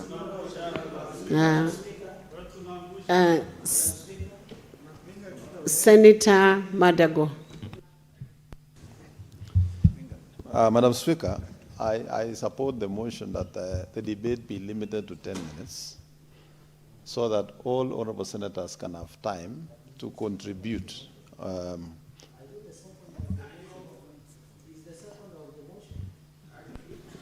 Senator Madago, you cannot contribute to it because you're I'm alerted you seconded, so Senator Cheradigei takes your position. Madam Speaker, thank you. Thank you for seeking that clarification. Yes, because, Madam Speaker, as you said earlier, this House is not guided by elders. It is guided by the House President rules and standing orders. And you know, Senator Mandago is one of our revered elders of our community. So maybe that we can handle him at that level. Madam Speaker, I want to just support that 10 minutes is sufficient. Yes. This bill has stayed longer in the order paper. The Mira farmers are waiting. And even the President has just informed me the other day that he's waiting for the bill to ascend. So 10 minutes is more than sufficient. Madam Speaker, put the question and we will win it. I thank you, Madam Speaker. Put the question. Senator Madago, that will be the last clarification we have on this issue. Take a minute. Yes. Proceed. You know, Madam Speaker, I don't understand the agitation of Senator Mundigi. Mundigi, you should remember I'm among those who supported Muguka when there was a stalemate in Mombasa. You should come quietly. Madam Speaker, my clarification is not even related to the Mira amendment bill. We are going to go to that. So can you do that clarification later then? Let's tidy up this Mira debate and then you'll do the clarification later. What's your point of order, Senator Roba? Is it in order for the Honorable Senator Chererke to invoke the name of the President? And in terms of him saying the President has spoken to him in an issue that we are debating in the House, Madam Speaker. Procedurally, Senator Cheradigei, don't go out of order to invoke the name of President. You may look like you are dropping names to intimidate other senators. So can you just put it within context when you are debating? So resume your seat because I'm putting the question now. No, sit down. I've just guided you. There you need guidance. Resume your seat, Senator Cheradigei. Honorable senators, I put the question that the debate on the Narcotics, Drugs and Psychotropic Substances Control Amendment Bill, Senate Bills number 1 of 2024, be limited to 10 minutes per senator. As many as are of that opinion say aye. Aye. As many as are of that contrary opinion say nay. Aye. The ayes have it. So, what was your point of clarification before we proceed to the debate now? Yes, thank you very much, Madam Speaker. I just wanted to seek clarification. When you, Madam Speaker, you gave your ruling on the acceptance of the apology by Senator Karen Nyamu. As you closed your remarks, you said Speaker Jefferson Kingi. I looked because members are not blind, and I know that the Speaker in the seat is Senator Veronica Maina. Senator Madago, thank you for seeking that clarification. Yes, the substantive Speaker of the House is Right Honorable Amazon Jeffa Kingi, so he tends to sign and papers tend to be produced under his name. But I confirm that the Speaker in control of the Senate chamber today, this afternoon, is none other but yours truly, Senator Veronica Maina, MP, Murang'a County. Thank you. Now, we are proceeding to contributions, to make contributions, to allow senators to make contributions to the motion that is on the floor of the House. I'll give this first chance to Senator Mudigi.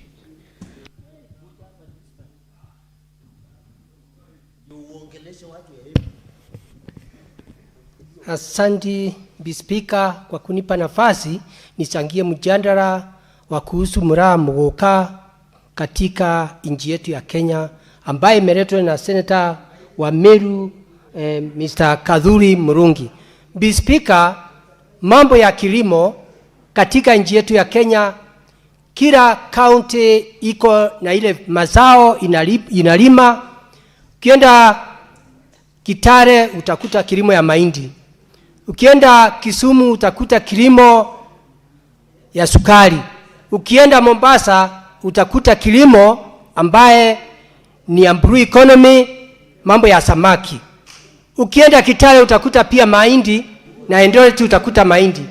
Ukienda Embu, ukienda Kitui, ukienda Tharaka Nithi, ukienda Meru, ukienda Embu, ukienda pia Nandi, na ukienda karibu kaunti 15, mambo ya kilimo, kwa sababu siku hizi watu wote wamerudi masambani. Utakuta watu wanalima mahindi, utakuta kahawa, manjani, makandamia, juu ya value addition. Pia Bwana Spika, mambo ya mura mgoka, hii kilimo ilianza wakati hizi vitu zingine sirumbwa na Mungu. Mambo ya mira, kutoka zamani wazee wetu walikuwa nalima kilimo ya mura mgoka, kwa sababu tunajua ukienda Meru hata kwa kanisa utakuta mira inapeanwa kama sandaka. Ukienda kaunti zingine kama mambo ya ndoa, ilikuwa mambo ya wazee wa zamani, mambo ya mura mgoka ilikuwa inapeanwa ndio mchana aweze kuolewa. Mambo ya mira, Bwana Speaker, mambo ya watu wazee wakiwa wamekosana, unakuta hakukua na mambo ya vitu nyingi, hakukua na pesa. Mambo ya miaka ya zamani kulikuwa na mbuzi, kulikuwa na ng'ombe na kondoo, lakini mambo ya hela ilikuwa inaleta wazee pamoja, na mambo ya baraka kuungana na mambo ya mura mgoka. Bispika, wakati sisi kumeingia kilimo, ni mambo ya pesa, mambo ya ndoa, mambo ya zile vitu zingine, unakuta mambo ya value addition. Serikali ya Kenya ya William Ruto imesema mambo ya sukari ifanywe value addition huko upande wa Kisumu na huko Nandi. Ukienda upande mwingine utakuta kahawa, manjani, makandamia, saa hii imeleta bei mzuri sana juu ya kufanya value addition. Kwa hiyo Bispika, mambo ya murasto kumogoka katika kilimo yetu iko katika mazao ya kilimo, na ndio naona tunatetea, kwa sababu katika Embu County na kaunti zingine siku hizi umasikini umeondoka. Senator Cherargei, hold on, Senator Mudige. Senator Cherargei, what's your point of order? Speaker, nasimama kwa standing order 105. Ningependa kumuuliza ndugu yangu tu clarify, kwa sababu Wakenya wengi wanafuatilia mjadala huu. Choose the language you want to address the Afafanue kanuni ya kudumu 105, afafanue tu aliposema kuwa miraa inatumika kama mahari katika kuoa. Inamaanisha ni miraa inatumika kwa kuposa msichana ama kutoa mahari, ama ni baadhi ya zawadi, ama ni mahari yenyewe? Ndio Wakenya waelewe. Nilitaka tu kwa heshima, si ati kumpinga, lakini afafanue hizi, kwa sababu sisi wote hatutoki jamii ya Waembu. Sisi wengine tunatoa ng'ombe, wengine tunatoa ngamia, wengine tunatoa mbuzi, wengine wanatoa pombe la mnazi. So ingekuwa vizuri Senator Mundigi kwa heshima atuelezee ni zawadi ama ni mahari yenyewe. Ndio leo wale wanataka kuwa wasichana wa Embu wajue tu ukishachukua miraa msichana ukapewa. Tafadhali Mheshimiwa Mundigi. Asante Bwana Spika. Mambo ya miraa vile nilikuwa nasema, wakati hakukuwa na pesa, watu wanataka kuoa, watu wamekosana wakuja pamoja, kama vile unaenda kama Kisumu, unakuta walikuwa anakaa pamoja wanaleta sukari. Ukienda sehemu nyingine ilikuwa ni kama mambo ya mahindi. Hiyo ndio ilikuwa inafanyika katika wa miaka ya zamani, wakati hakukuwa na pesa. Na sasa hiyo kilimo wakati huu imegeuzwa ikawa ni mambo ya pesa, unapelekea mambo ya msichana na mambo ya mama ya msichana. Kwa hivyo hata kwa kanisa zamani kulikuwa inatolewa kama sandaka, siku hizi inatolewa kama sandaka na kama ni pesa. Kuna hoja ya nidhamu kutoka kwa Senator Manda, lakini naomba tafadhali tupunguze hizo hoja za nidhamu, zimekuwa nyingi ajabu. Mheshimiwa Mstahiki Speaker, allow me to change the language. Honorable Speaker, I just wanted to find out whether you are sitting there is not a conflict of interest, having been the mover of the motion and you want to preside over the decision of the House on this debate, Honorable Speaker. Thank you very much.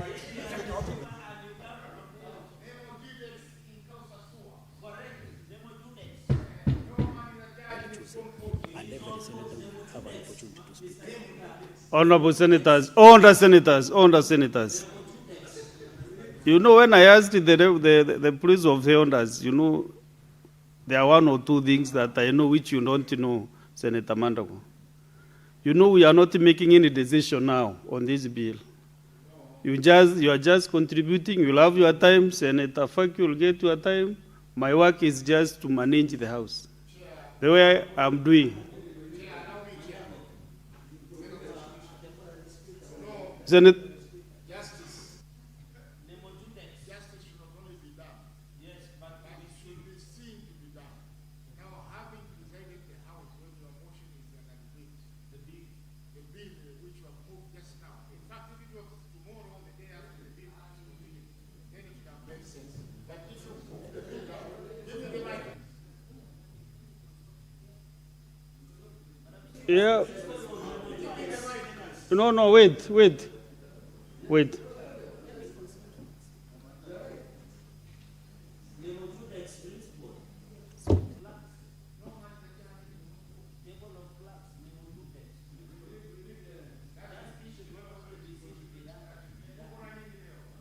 But listen, before even I make my decision, what you are requesting is a procedural, has no basis. Completely has no basis in law and procedure. Well, the chair is here, and this should be determined even in our standing orders. No, wait, why are you making, just sit down, have your seat. What I'm trying to explain is that by Kaduri Muronge chairing this session has nothing to do with the bill, because the bill you just debate. Are you intimidated by me when I'm here, or what is your problem? My problem is Chair, you know you are the mover of this bill. You moved this bill this afternoon. Now, it is not what you think. It is what the common man in the street thinks, that Senator Deputy Speaker Kadhuri Murungi presided over the debate of his own bill. Yeah, it's not proper. This is a rule of natural justice, that you cannot be a judge in your own cause. Now, you are not making the decision now.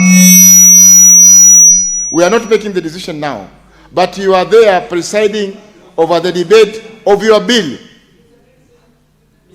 It is the same. This is natural justice. Senator Chalgay. It is natural justice, Mr. Speaker. Mr. Speaker, sir, and the Deputy Speaker, I raise under Article 107 of Constitution in 2010. At any sitting of a House Parliament, the Speaker presides.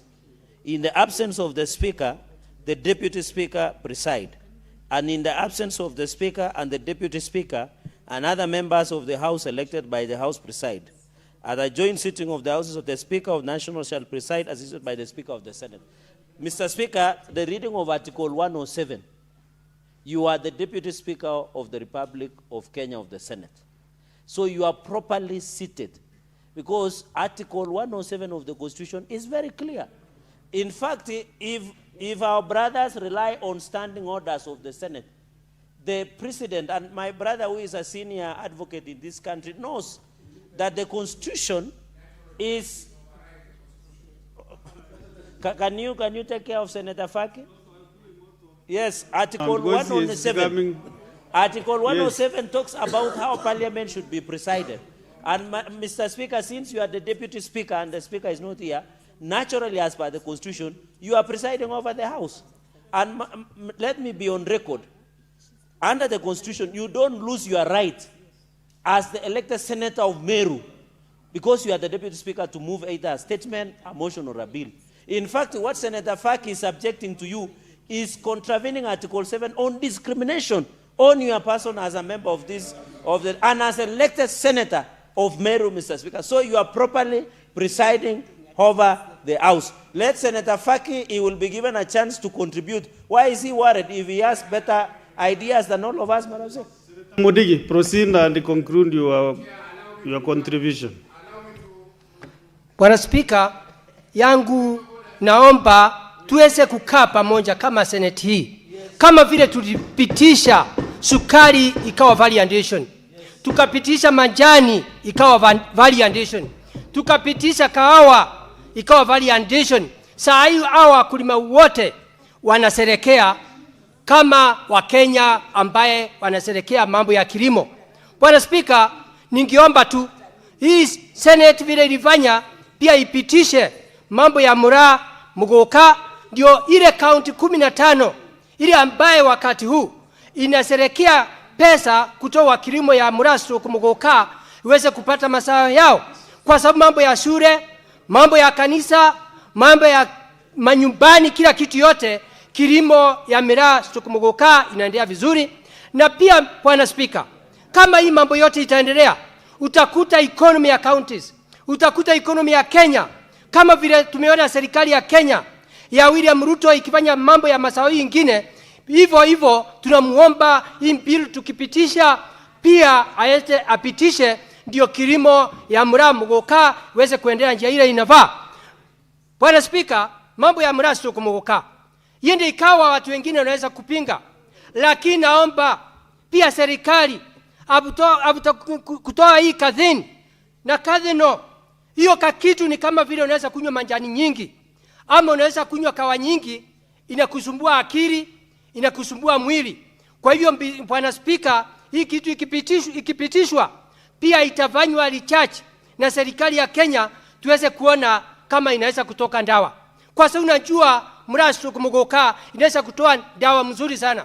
Pia Bwana Speaker, mambo ya wine ambayo inaweza kutoka pale, mambo ya bigiji inaweza kutoka pale na vitu nyingi, na pia mambo ya majani ambaye inaweza kutengeneza ndio watu wakae vizuri. Na ninaomba Bwana Speaker, mambo mengi hiyo ikifanyika kama itapita, utakuta nchi yetu ya Kenya, ile kaunti zote inalima hiyo mazao, itafaidika na njia ile inafaa. Kwa hivyo Bwana Spika, watu wengi wanapinga, watu wengine wanapinga, lakini ni kama ukienda kule Mombasa, hatunjawahi kusema samaki ni mbaya. Tukienda kona zingine, hatunjaweza kusema manjani mbaya. Kwa hiyo Bwana Spika, mimi nikiwa senator wa Embu County, naomba hizi county zote zinalima hii mazao. County 15 itaserekea na njia inafaa, na pia umasikini itakuwa imeondoka katika nyumbani mwao. Kwa hiyo Bwana Spika, mimi nikiwa senator wa Embu County naunga mkono. Nikimalizia, naomba tukipitisha mbona tu serikali kuu iweze kushimba dams na mboho na kila kona zote, ndio tuweze kupata maji ya kunyunyizia ile mmea, na pia serikali itavute pia soko huko nje ya ng'ambo iwe value. Kwa hiyo Bwana Spika, mimi nikiwa senator wa Embu County, Daktari Mundigi, naunga mkono. Asante Bwana Spika. Sasa tusikie alionayo senator wa Mombasa, Senator Mwinyi Haji Faki. Asante Mheshimiwa Spika, kwanza ni kusema kwamba mswada huu umekaa kwa muda mrefu na ni wazi kwamba ipo haja ya kumaliza mswada huu. Mheshimiwa Spika, zao la miraa na mgokaa ni katika yale mazao ambayo yana ile kemikali ambayo inaitwa cathinone na cathine, ambazo kemikali hizi kulingana na Umoja wa Mataifa kuhusiana na masuala ya madawa zimewekwa katika ibara ya kwanza, yani schedule 1 katika sheria ya Umoja wa Mataifa inahusiana na masuala ya madawa ya kulevya, na katika nchi yetu ya Kenya imewekwa katika class C ya madawa ya kulevya. Kwa hivyo hizi kemikali mbili ambazo ziko katika mmea wa miraa na mmea wa mgokaa ni kemikali ambazo zimepigwa marufuku kimataifa kwa sababu zina madhara kwa wale watumizi wa madawa haya wa vitu hivyo. Kwa hivyo hii cathine na cathinone ni sawa na ile ambayo iko katika zao la bangi, cannabis sativa. Bangi pia ina kemikali hizi. Kwa hivyo iwapo tutakuwa tunafungulia miraa na mgokaa ama kuondoa kemikali hizi mbili katika mambo ya madawa, ina maana kwamba bangi pia itakuwa imeingia katika uhalali. Tunaweza kuvuta bangi kwa sababu bangi pia ni mmea. Tukiangalia sehemu fulani za Mount Kenya, bangi inakuzwa kwa wingi, lakini msituni kwa sababu ni zao ambalo limepigwa marufuku. Kwa hiyo Mheshimiwa Spika, ni masikitiko kwamba nakada pamoja na polisi hawajaweza kuanza kushika watu kwa kukeuka sheria inahusiana na madawa ya kulevya, hususan zao la miraa na zao la mgokaa. Mheshimiwa Spika, iwapo tutafungulia cathinone na cathine, kuna zile synthetic ambazo ni za kutengenezwa katika maabara na nyinginezo ambazo pia zina kemikali kama hizi, zitaweza pia kuruhusiwa kuingia katika nchi yetu. Hivyo basi itakuwa ni madawa ya kulevya ambayo yanatumiwa kwa urahisi na yatapatikana kiurahisi ili kuweza kudhuru afya za jamii zetu. Mheshimiwa Spika, katika soko la kimataifa miraa mara nyingi inakwenda sehemu za Yemen na sehemu nyingine chache, lakini sehemu nyingi hata hapa Tanzania, Mheshimiwa Spika, miraa imepigwa marufuku. Ukishikwa na miraa Tanzania ni kama ambaye umeshikwa na madawa makubwa ya kulevya kama hapa tunayotumia zile cocaine na nyinginezo, na unaweza kufungwa maisha katika nchi ya Tanzania. Ukienda Uganda pia Mheshimiwa Spika, miraa imepigwa marufuku. Kwa hiyo Mheshimiwa Spika, sio Kenya peke yake, ni Kenya peke yake ambayo inaruhusu ukuzaji na uuzaji wa miraa, lakini kimataifa sehemu nyingi miraa imepigwa marufuku, na ukifika sehemu nyingine Mheshimiwa Spika waweza kuhukumiwa kifo kwa sababu ya zao hili ambalo utakuwa umelibeba. Mheshimiwa Spika, zao hili likiruhusiwa kama linavyoruhusiwa sasa, ni kwamba tunaingiliana na ile hali ya afya ya akili kwa watu wengi. Katika hii kemikali ya cathepsin na cathonin kuna ile inaitwa dopamine, ambao dopamine ikichanganyika na serotonin. Hizo zote ni kemikali ambazo ziko katika mwili wa binadamu, zinapatikana katika cathepsin na cathonin. Zikichanganyika, Mheshimiwa Spika, zinaleta madhara ya akili. Madhara ya akili kwa sababu cathonin inaongeza uzalishaji wa serotonin katika mwili, na dopamine pia, Mheshimiwa Spika, inatokamana na hii cathonin, ambayo hizo mbili zikishikana, Mheshimiwa Spika, maradhi ya akili yanakuja moja kwa moja. Kwa hiyo Mheshimiwa Spika, iwapo tutakubali mswada huu, ni kuwa tunahalalisha ulanguzi pia na vile vile matumizi ya madawa ya kulevya ambayo yatakuwa na athari kubwa kwa jamii zetu na nchi zetu. Mheshimiwa Spika, kwa mji wa Mombasa, kwa kaunti ya Mombasa, kwa siku, Mheshimiwa Spika, watu wanatumia shilingi milioni 75.6 kwa matumizi ya miraa na mgokaa. Pesa hizi, Mheshimiwa Spika, zinakuwa kwa mwaka mzima na karibu bilioni 7. Na ukiangalia, Mheshimiwa Spika, wale wanaotumia madawa haya sio watu ambao ni matajiri ama ni watu wenye kujiweza, la, ni watu ambao wengi, Mheshimiwa Spika, ni walala hoi, na hii imesababisha kusambaratika kwa jamii. Wengi nyumba zao zimevunjika, watu wameweza kupata talaka, kupeana talaka na kukimbia. Ukosefu wa kazi, Mheshimiwa Spika, ukosefu wa usalama na kusambaratika kwa jamii katika maeneo hayo. Ukiangalia, Mheshimiwa Spika, sehemu za Lamu, miraa inalakiwa kwa shangwe. Ile boti ya miraa ikifika, Mheshimiwa Spika, asubuhi inalakiwa kwa shangwe, kwa sababu wananchi wameweza kuipata ile katika damu yao, na kwamba sasa akiikosa inaleta shida. Mheshimiwa Spika, tukiangalia mbali na hiyo milioni 75 ambazo zinatumika kununua miraa na mgokaa kila siku, kuna zile gharama nyingine ambazo hazikadiriki. Kwa mfano, afya inaathirika, Mheshimiwa Spika, kwa sababu wengi wanaotumia miraa wanapata shida kustarehe na wake zao ama wale wapenzi wao. Vile vile afya yao, Mheshimiwa Spika, inazoroteka kwa sababu wanapunguziwa kasi. Miraa inapunguza kasi ya mwanamume, inakuwa ni rahisi labda kumaliza, Mheshimiwa Spika, na vile vile pia hali ya shahawa ya mtu ambaye anakula miraa, Mheshimiwa Spika, huwa inaharibika. Kwa hivyo hizi zote ni athari ambazo zinapatikana na matumizi ya miraa, Mheshimiwa Spika. Vile vile, Mheshimiwa Spika, mbali na masuala haya ya afya, kuna masuala ya ukosefu wa kazi kwa wale ambao wanatumia bidhaa hizi. Utapata mtu anayekula miraa, Mheshimiwa Spika, atakuwa macho mpaka saa 9 usiku. Mtu yule hawezi kuamka asubuhi akaenda kazini ama kaenda shambani, itabidi mchana aamke tena alale. Kwa hiyo, Mheshimiwa Spika, hii inasambaratisha jamii, na tusiambie kwamba ati Wameru hawana mazao mbadala. Tumeona zao la macadamia linakuwa vizuri katika maeneo ya Meru. Zao la majani chai linakuwa vizuri. Kwa mfano, majani ya mogakao, Mheshimiwa Spika, na majani chai hayana tofauti. Ukiangalia mmea wa majani chai na mmea wa majani wa mogakao hawana tofauti.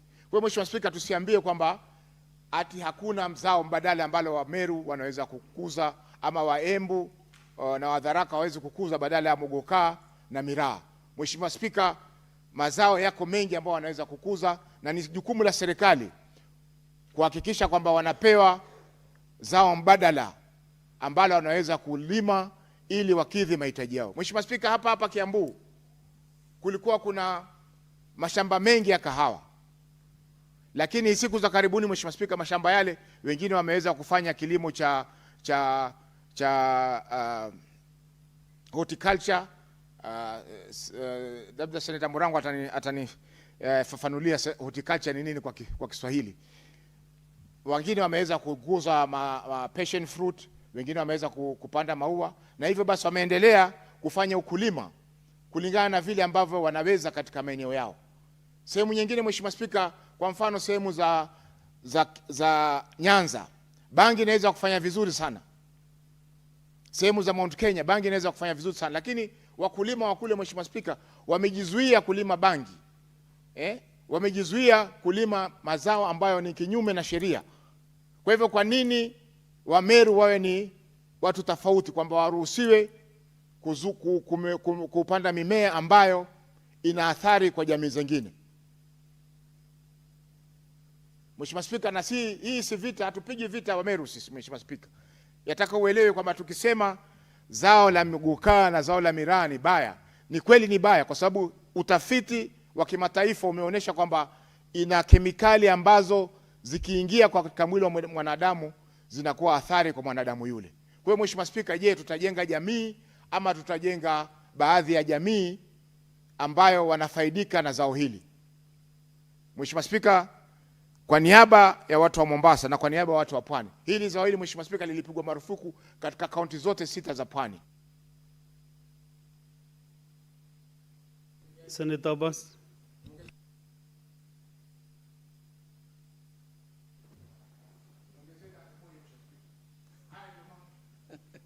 30 seconds. Conclude. Zao hili lilipingwa sio Mombasa peke yake, mpaka Nakuru, Mheshimiwa Spika. Nairobi hapa maeneo ya Isli, Mheshimiwa Spika, watu waliandamana kupinga zao hili. Kwa hivyo sisi hatusemi kwamba watu wa Meru wanyimwe nafasi ya kupata pesa, lakini kupata pesa kwa njia ambayo si halali, Mheshimiwa Spika, hiyo haikubaliki. Si kwa kisheria za nchi wala kwa sheria ya Mungu. Fanya kazi upate pesa kwa njia ambayo ni halali. Na zao la mgokaa na zao la miraa, Mheshimiwa Spika, ni mazao ambayo ni athari kwa jamii. Kwa hivyo tunapinga mswada huu na nikiwa mwenyekiti wa sasa, nataka niwaeleze ya kwamba hii sheria sio ya kusema aidha kupiga marufuku miraa ama mgokaa hasa. Kile kitu tunajadilia na sio vile nimeleta mswada, ni vile nataka tuwe katika laini vizuri. Ni kama bunge ya Senate itakubali kutoa substance inaitwa cathinone na cathine katika orodha ya nakanda. Hiyo tu, sio ya kwamba tujadili kama miraa ama mgoka ni marufuku, ni halali ama ni haramu kwa nchi yetu. Ndio nataka tuwe tunaelewana namna hiyo. Senator Abbas. Senator Abbas.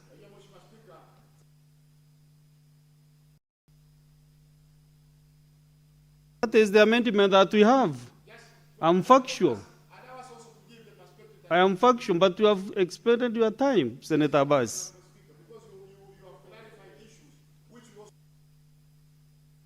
Abbas, proceed. Okay.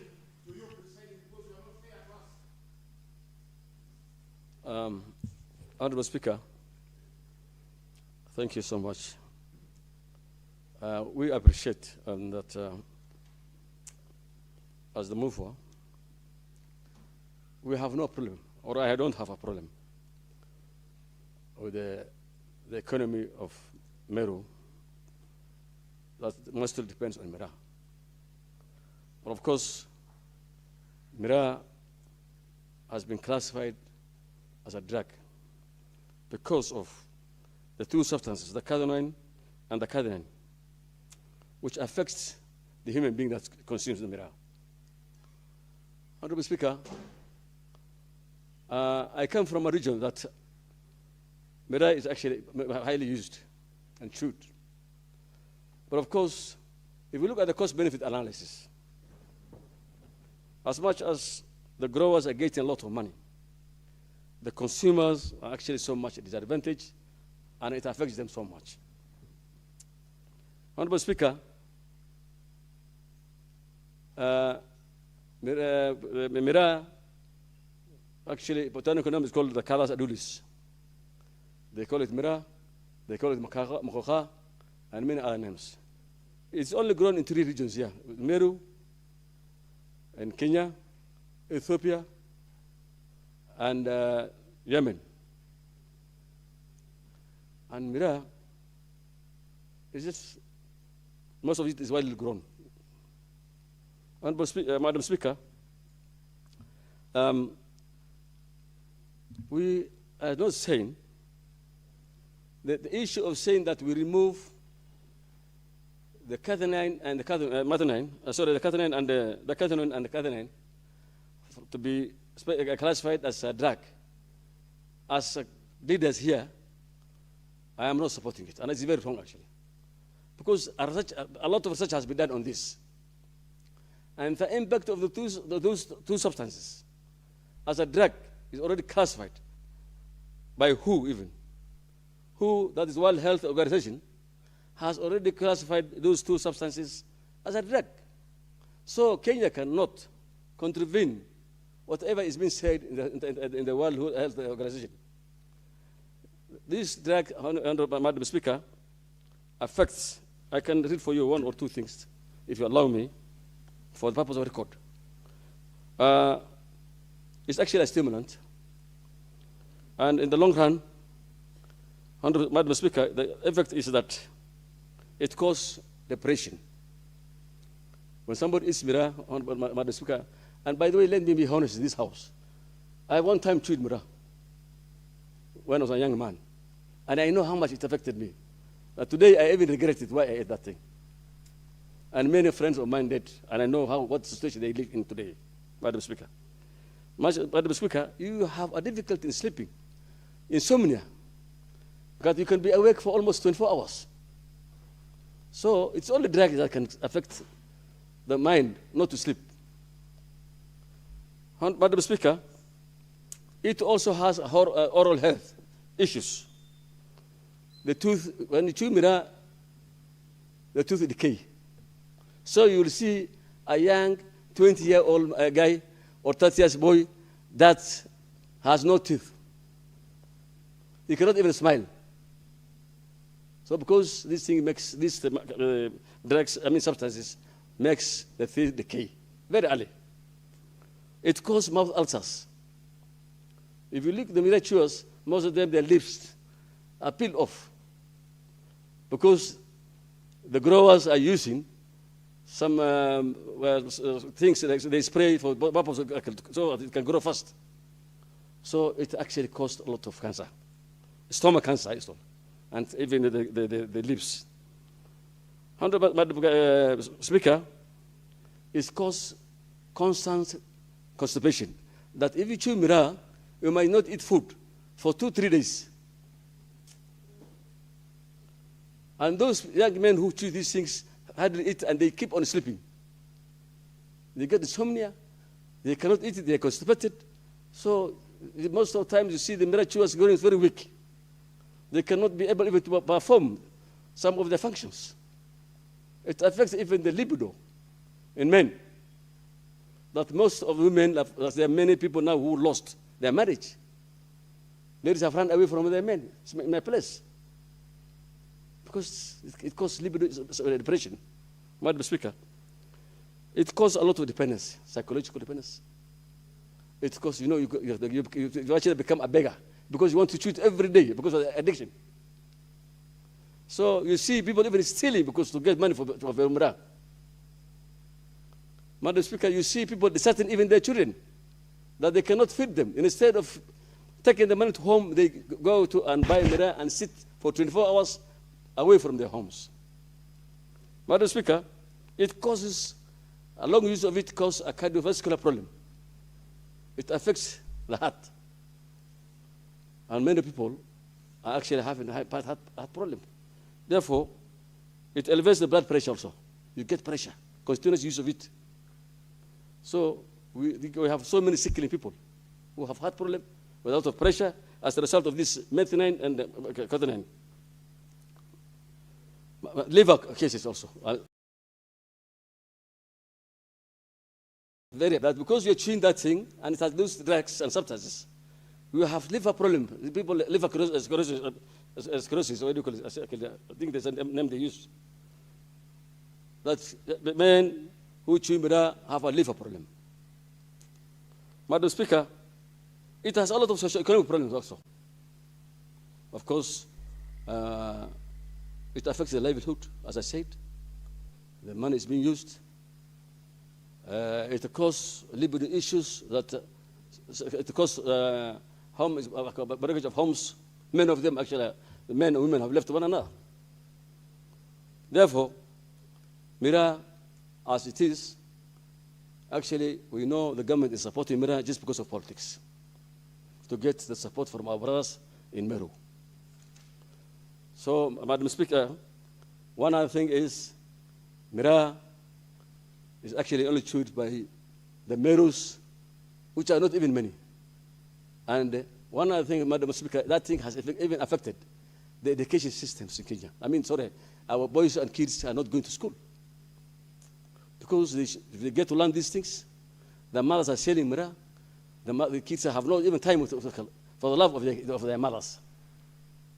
So it has really caused a lot of social problems to us, to the chewers, and those who make business out of it. And therefore, even the World Health has classified Mira as a substance that causes depression. And it's bad, actually. It is bad in Uganda, our neighborhood.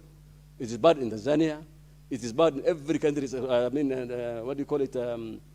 Rwanda. It is bad in Europe, in entire Europe. It is bad in the Middle East. Actually, in the Middle East, if I found, it's life sentence. So today, telling that Nakada to remove Mira as a drug, I think we're misleading this country. As much everybody has a choice to chew Mira. If they want to buy it, let them buy it. But you cannot tell an institution like Nakada, which is there to regulate all drug issues, to remove Mira as a drug. With those few remarks, I beg to support. I beg to oppose. Senator Murango.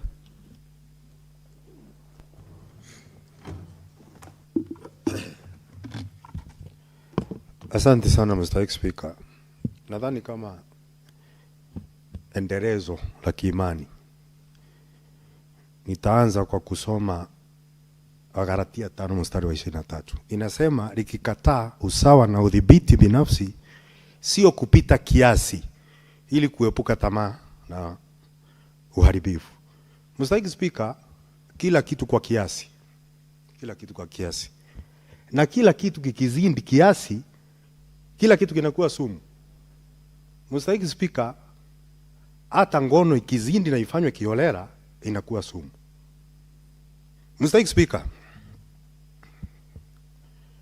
mihogo unaijua, Mr. Speaker. Usipotoa maganda vizuri, pia kuna kemikali ambayo inaitwa cyanide ambayo inaua zaidi kushinda kitu kingine chochote duniani, Mr. Speaker. Maharagwe ile kwa kimombo inaitwa kidney beans, iko na kemikali inaitwa lectin ambao ukikula tu zikiwa mbichi 4-5 utarazwa hospitali, Mr. Speaker.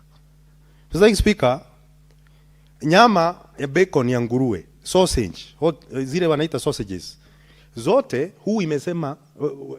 imesema kwamba hizo ni carcinogens, zinaleta ugonjwa wa kansa. Hata tufaa, uniruhusu Mr. Speaker, inaitwa apple, mbegu zake ukizila pia ziko na inaitwa cyanide. Hata cherry pits pia itakudhuru, Mr. Speaker. Mr. Speaker, nataka kusema nini? Ya kwamba hatuwezi kudhibiti mmea mmoja kwa sababu ya kasoro moja ambayo watu wanasema iko nayo. Mr. Speaker, hata saa hii nasema hivyo kwa sababu kuna ukimwi, wanaume wanaoa, wanawake wanaolewa. Barabarani kuna ajali, Mr. Speaker, na bado tunasafiri na tunatembea. Kwa hivyo ni kila kitu kwa kiasi, Mr. Speaker, na unajua vifo vingi sana haswa Kenya hii, vifo vingi sana vinaletwa na uvutaji wa sigara. Mbona leo hatuja kuja kudhibiti ukuzaji wa tumbaku, Mr. Speaker? Na hilo liko wazi kwa kila mtu kwamba uvutaji wa sigara ndio unaua watu wengi sana duniani. Na niko na hesabu, Mr. Speaker, katika jadwali nilo nalo hapa, Mr. Speaker, ya kwamba wale wanaougua na kufa kwa sababu ya kuvuta sigara, kwa sababu ya kupumua, ni 40%. Na usisahau, Mr. Speaker, uvutaji wa sigara unaua watu 12,000 kushinda kitu chochote katika nchi ya Kenya. kuna kansa inakuwa ni 31.4 nchini. Kifua kikuu 13.4. Cardiovascular, magonjwa ya moyo 11.2. Mr. Speaker, nasema tusiwe na mazoea ya kuja kuleta sheria ili kuweza kuharamisha mazao ama uraibu ambao unaenda kwa maskini. Ndio maana unaona Mr. Speaker leo makaa ni haramu, lakini mbao kwa sababu zinaenda kwa tajiri ni halali. Leo hii Mr. Speaker, ukienda na mbao umembemba na uko na risiti, hakuna mtu atakuuliza. Maskini na gunia moja ya makaa atakimbizwa kila mahali. Zimetoka kwa ule mtu mmoja, Mr. Speaker. Kwa hivyo ndo nasema sheria tunapozitunga na ziwe sawa kwa kila mtu. Nimesikia mheshimiwa Faki ameenda akisema kwamba hata bunge la Tanzania limepitisha kwamba miraa ni haramu. Mheshimiwa Mtopire kutoka Tanzania juzi walikuwa nasema waondoe hiyo marufuku kwa sababu wameona tayari kwamba inaharibu uchumi na maneno ambayo inasemwa mengi si ya kweli. Mr. Speaker, Mr. Speaker, mimi nimepeana takwimu ya wale watu wanakufa kutokana na uvutaji wa sigara na mambo kama hayo. Bado sijaona takwimu kutoka taasisi husika inaonyesha vifo vya wale ambao wanakula miraa na mambo kama. Mr. Speaker, kwa hivyo Mr. Speaker, ndio nasimama leo nikisema mimi naunga mkono. Mr. Speaker, huwa nasema ukiona kesi ambayo imeenda kwa Juma Mfarume imekaa sana, ujue Mfarume yako na makosa. Na saa hii Mr. Speaker, kwa hii Juba unaona wafalume bando wako. Ni kwa sababu kuna jambo moja ambalo aliendi sawa. Mr. Speaker, ningetaka niongee kidogo kuhusu Mr. Speaker, ningetaka kidogo niongee vizuri kidogo kuhusu umuhimu pia wa miraa na muguka. Mr. Speaker, ukiangalia Mheshimiwa Faki amesema kwamba inaongeza mwili kutoa dopamine. Mr. Speaker, dopamine ni ile ni hormone ambayo wakati inashuka unaanza kusikia vizuri. Kwa hivyo wewe sema kwamba inafanya dopamine itoke kwa mwili wako alafu useme bado inaleta depression. Mr. Speaker, hayo ni mambo mawili tofauti. Mr. Speaker, kitu ambayo miraa na muguka unafanya pia ni kupoteza hamu ya chakula. Kwa hivyo inatumika kama ndawa. Mr. Speaker, idhibitiwe kwa sababu kama inapoteza hamu ya chakula. Mr. Speaker, na ukienda katika mitaa ya kitajiri wale watu wanene wanakimbia bila kitu kimewakimbiza na hakuna kitu wanakimbilia. Kwa nini basi isikae na hiaramishwe tuitumie kwa wale ambao wanataka kupoteza uzito? Mr. Speaker, na Mr. Speaker, siku ya leo enda katika kliniki nyingi sana katika mitaa ya kitajiri utapata kuna ndawa zinaitwa Mojaro za kujidunga watu wapoteze uzito. Zingine Mr. Speaker zinaitwa Ozempic ambao hata zinadhuru watu, wanangoka nywele, wanakaa vipara kama mjusi. Lakini zao la miraa linatupa tiba ya kuweza kupoteza uzito. Kwa nini basi useme kwa sababu hili ni njema tulitumie pia katika kudhibiti uzito? Mr. Speaker, kwa sababu sio lazima tuangalie tu mbaya, tuangalie na nzuri. Mr. Speaker, wakati unalea mwana mzuri na mbaya pia umlee. Mwema ukimpa mchele na yule mbaya mpatie chelele. Mr. Speaker, kwa hivyo tuangalie yote. Mr. Speaker, kadhi na kadhinone inajulikana kupunguza lehemu. Lehemu ni cholesterol. Mr. Speaker, na unajua lehemu ndio chanzo kikubwa cha magonjwa ya moyo. Mr. Speaker, na kwa hivyo ndo nasema kama itafunwi basi tutoe hii ndawa tuweze kusaidia watu ambao wako na shida ya sinikizo la damu na wale pia wako na magonjwa, wako na lehemu kupindukia. Mr. Speaker, Mr. Speaker, hii miraa na muguka pia inaweza kudhibiti uchungu. Mr. Speaker, na kwa hivyo pia kuna nafasi ya kutoa ndawa tuweze kudhibiti uchungu. Mr. Speaker, Mr. Speaker, kuna mambo mengi sana ambayo naweza ongea kuhusu hili zao. Lakini sana sana Mr. Speaker, unajua nilikwambia ni zao la maskini. Sana sana linaliwa na maskini, linakuzwa na maskini. Na unajua Mswahili siku moja alisema kwamba maskini hendi mkele. Na angeenda mkele akanjaza mchele njahazi tere hurudi na upele. Kwa hivyo mimi nitasimama siku ya leo niseme ya kwamba tunapotunga sheria zishuwe tu ni sheria zinaenda upande moja. Mr. Speaker, saa hii mambo yenyewe ndio wavuta mbangi wakubwa sana katika nchi hii. Saa hii tunaongea. Lakini kwa sababu bangi imefichwa, wenyewe wanaenda kununua katika maeneo mengine ambayo maskini hawezi fika. Lakini kwa sababu wengine lazima yatumie kwa shida tofauti tofauti, wanaenda pule. Mr. Speaker, hata saa hii tukiharamisha miraa itaanza kulimwa kama bangi. Saa hii pesa ambayo saa hii kwa sababu bangi ni haramu, pesa ambazo zingeenda kwa kondi zinapotelea huko chini chini, Mr. Speaker. Na kwa hivyo ningesema, na kwa sababu miraa si lazima, hakuna mtu anazimia, ni uraibu ambao wa kujitakia. Kwa hiari, Mr. Speaker, unafaa uachwe. Kama tunaacha sigara, Mr. Speaker, tuache pia na miraa.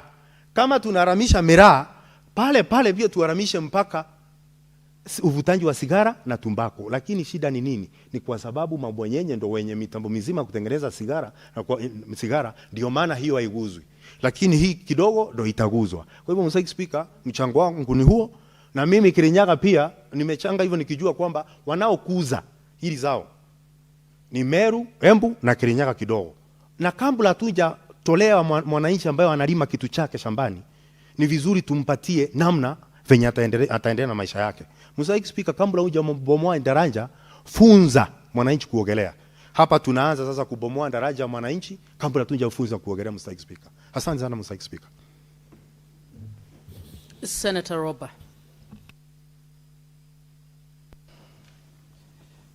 Thank you very much, Madam Speaker. I rise to oppose this bill.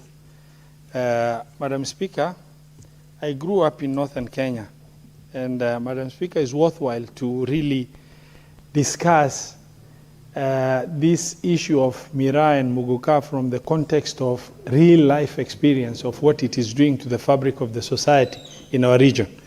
Madam Speaker, I sympathize with the farmers of miraa in the regions that grow miraa. God has bestowed them with the right soil and plentiful of rain and water for them to be able to substitute miraa for another crop. What we have witnessed over the years, Madam Speaker, is a situation where,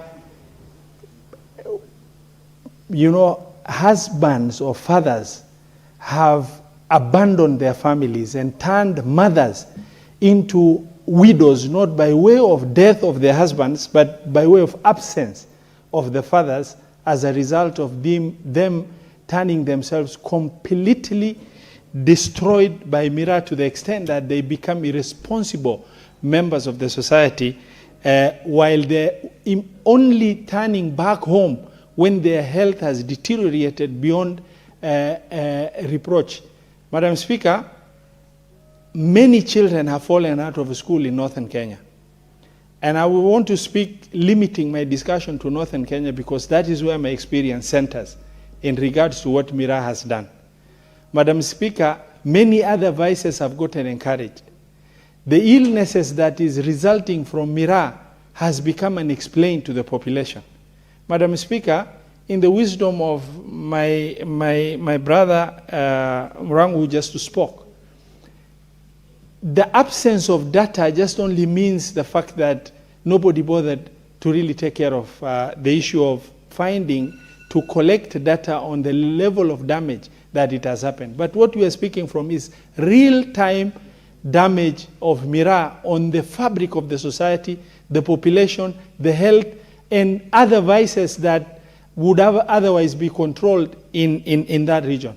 Madam Speaker, while I sympathize with the farmers, I wish to state, in very categorical terms that there was a lot of wisdom why miraa was banned in the UK, banned in the US, banned in Europe, where scientific research has taken place.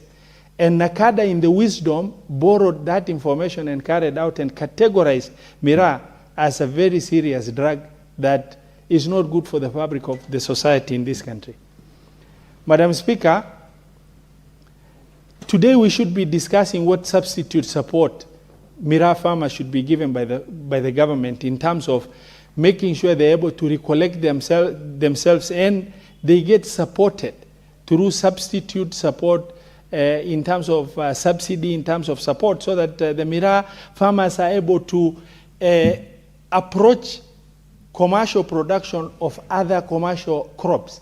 Where miraa does well, macadamia does well, coffee does well, tea does well, and avocados does well. It's not like there is no alternative, Madam Speaker. Now, encouraging a drug that has destroyed the fabric of the society into complete, loss of education, loss of parenthood, and even worse, Madam Speaker, the experience we've seen is reduction, very serious effect on libido in men, where those men that are abusing, completely miraa have become more or less impotent in the context of family structure. Madam Speaker, I believe with conviction that my brother, Senator Kathuri, has sponsored this bill in support of the economic activity of miraa farmers in the region. And he had the wisdom to support. Now, unfortunately, we all represent different regions with different interests. While miraa remains unbanned in this country, the abuse will continue. We may not have the power to stop people from consuming. We may not have the power to stop miraa from being moved from Meru to Mandera County. But it is very critical that we keep on talking about this reality, because the eventual reality is coming to roost, and it has already done.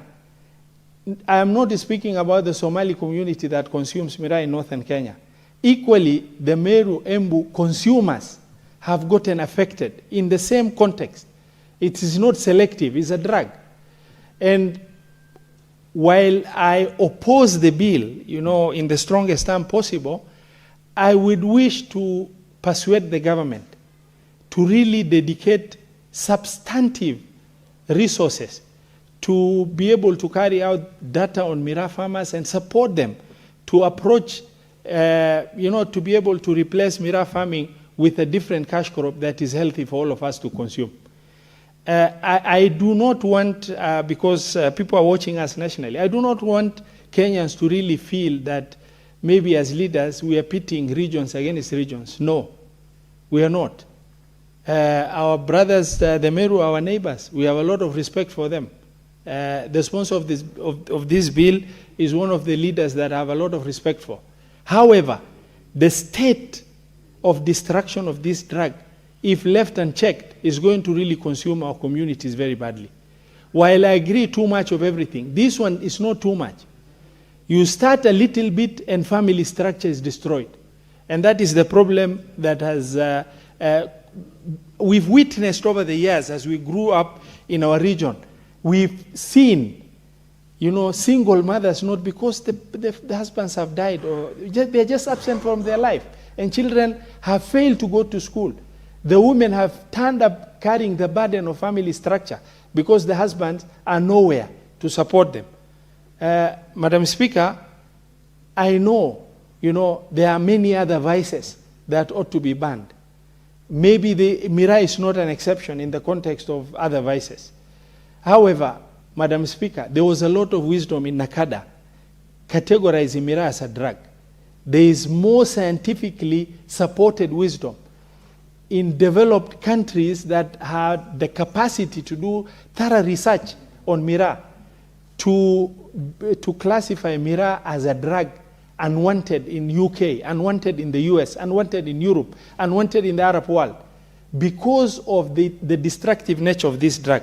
Madam Speaker, I beg to oppose this motion and request the government to look into alternative means of supporting the miraa farmers to be able to approach or try and substitute miraa farming with other cash crops, because the regions that grow miraa are also the regions that, by wisdom of God, Almighty Allah, are blessed with rightful amount of rainfall, arable land that is able to support the right meteorological weather condition, year-round, favorable temperatures to be able to substitute the drugs. Madam Speaker, I oppose. Senator Nyamo. Thank you, Madam Speaker. I've been listening to contributions by my colleagues, and they seem to miss one thing. This amendment seeks to address the fact that despite miraa being consumed every other day, because my colleagues seem to say based on the effects of miraa on other people, so cathinone and cathin should not be removed from the schedule of being under banned substances in the Narcotics and Psychotropic Act, Madam Speaker. But miraa is still under consumption, despite the classification. What is mostly affected, Madam Speaker, it is the value addition. Because investors in this crop are not able to get licenses to add value to the crop because of the classification. As it stands, the consumption is still constant, but who suffers most is the people who want to add value.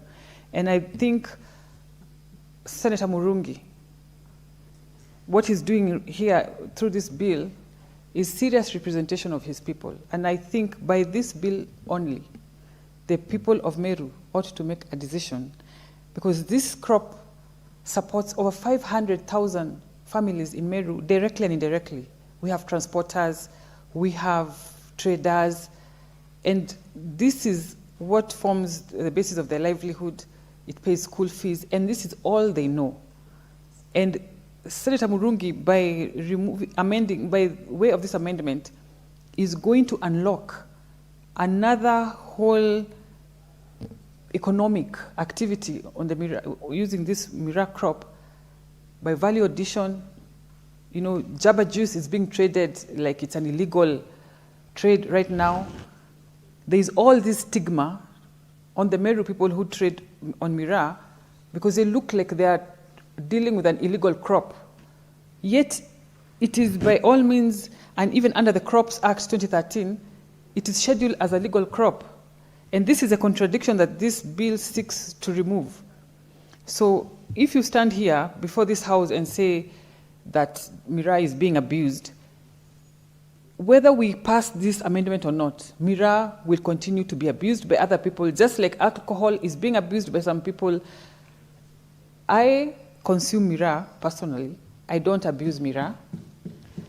I do it maybe once in a month, and it is one of those small pleasures of life, Madam Speaker.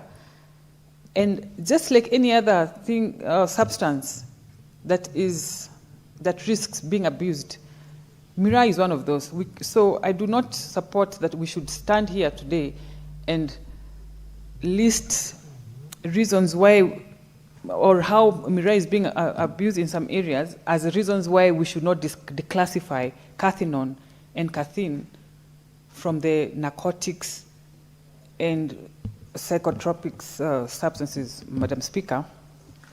And the World Health Organization, in their studies, they have clearly stated that it is not prone to abuse and the dependency is low. That is science, Madam Speaker. And if that's what science says, then it explains that those who are stuck in the habit are simply abusing it. I want to support, just based on the fact that it is a pillar, an economic pillar, particularly in Meru, in the Nyambene area, just on those grounds, that we unlock this value addition that they are seeking to be engaged in, because as of now, you cannot get licensed to process miraa. You have to do it chini ya maji, so to speak. So this House must legislate with courage and with clarity. It is not about stories and experiences of those maybe jobless youth who fall victim to many other practices, which in the first place they should not even be engaging in, and unlock, as I have said before,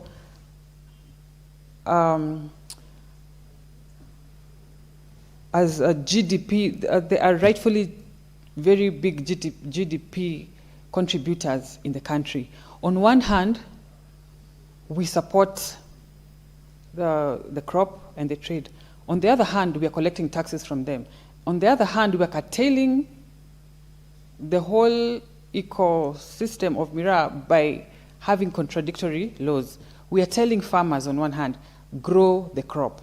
And on the other hand, we're telling investors, you cannot process it. And so it is in our hands, this bill, luckily, I want to urge Senator Murungi, lobby members in this House so that we pass this amendment. It is going to bring a great difference in the Mira industry. It is going to bring employment for our youth. It is going to increase the tax base in the country. And with those few remarks, Madam Speaker, I support. There's no other senator, so the mover may reply. Thank you, Madam Speaker. And Madam Speaker, I really want to thank the members who have contributed either positively or negatively to this important motion. I want to start with Senator Chaligay, Senator Mudigi, Senator Mohamed Faki, Senator Abbas, Senator Murango, Senator Liloba, and Senator Karen Nyamu. I want to really thank them for giving this motion some time to think and to think through about it. But Madam Speaker, what I have seen, most of the members, those maybe who are not supporting, they don't understand what I'm trying to seek. And I really explained for more than almost 30 minutes the justification. You know, most of the members are discussing whether Mira should be banned from Kenya from being used in Kenya. That is not the issue. Mira already is a scheduled crop in the Crop Act 2013. So there is no way, we have no powers unless if somebody will go to amend that section so that it is not a scheduled crop, then Mira will not benefit. Even before 2013, Mira chewing was not illegal. Mira has been consumed since, I don't know, the creation. Therefore, Madam Speaker, the issue that honorary members have not understood is that we are either agreeing or disagreeing that Mira should be, the bill intends to amend the Narcotics, Drugs and Psychotropic Substances Control Act to remove a substance called cathinone and cathine as naturally found in Mira crop from the classification of psychotropic substances. Cathinone and cathine occurring naturally in the Mira plant is very, very different with that what has been categorized in Schedule 2 as psychotropic substances, as cathinone and cathine. If you go and produce cathinone and cathine in a lab, that is a drug. That is what we are agreeing with that. But the cathinone and cathine occurring in its natural state in Mira, natural state, because if that twig, if you keep it for more than 12 hours, that cathinone and cathine will go. You will not find it. So researchers have found that this crop, the cathinone and cathine, is not harmful at all to the human body. But as many members have contributed and have expressed themselves, if you take in excess, I think that is what is happening in the northeastern. If you take this, anything you take in excess, of course it will have an effect on you, on your body. And that is why in Kiswahili, Murango was trying to say, Senator Murango, use everything in moderation. If you drink a lot of tea, a lot of milk, you know it will affect your belly. it will affect you. But anything you use in moderation. Senator Cullen, I'm happy that you really support this bill, and you chew even once per month, and you have it has no effect on you. I do it almost weekly or maybe after 2 weeks, even sitting on that chair, Madam Speaker. I've never made any irrational determination or sitting there or whatever I've been doing for the rest of my life, because I use in moderation.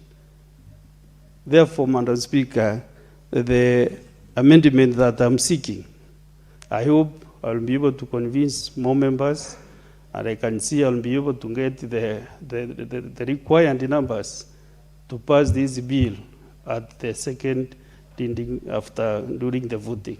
So, Madam Speaker, I want to really request Meru people to be patient. I know they've been waiting a bit, and Cullen will really understand, Senator Cullen will really understand. What we are trying to do is actually to make sure that we don't take a lot of Miraa to Northeastern, to Mandera, to Garissa, to Ajia. Once we start valuation, we will have no Miraa left to take outside the Meru. Even for local consumption will be difficult, because we want to open another level. Now we are going on evaluation.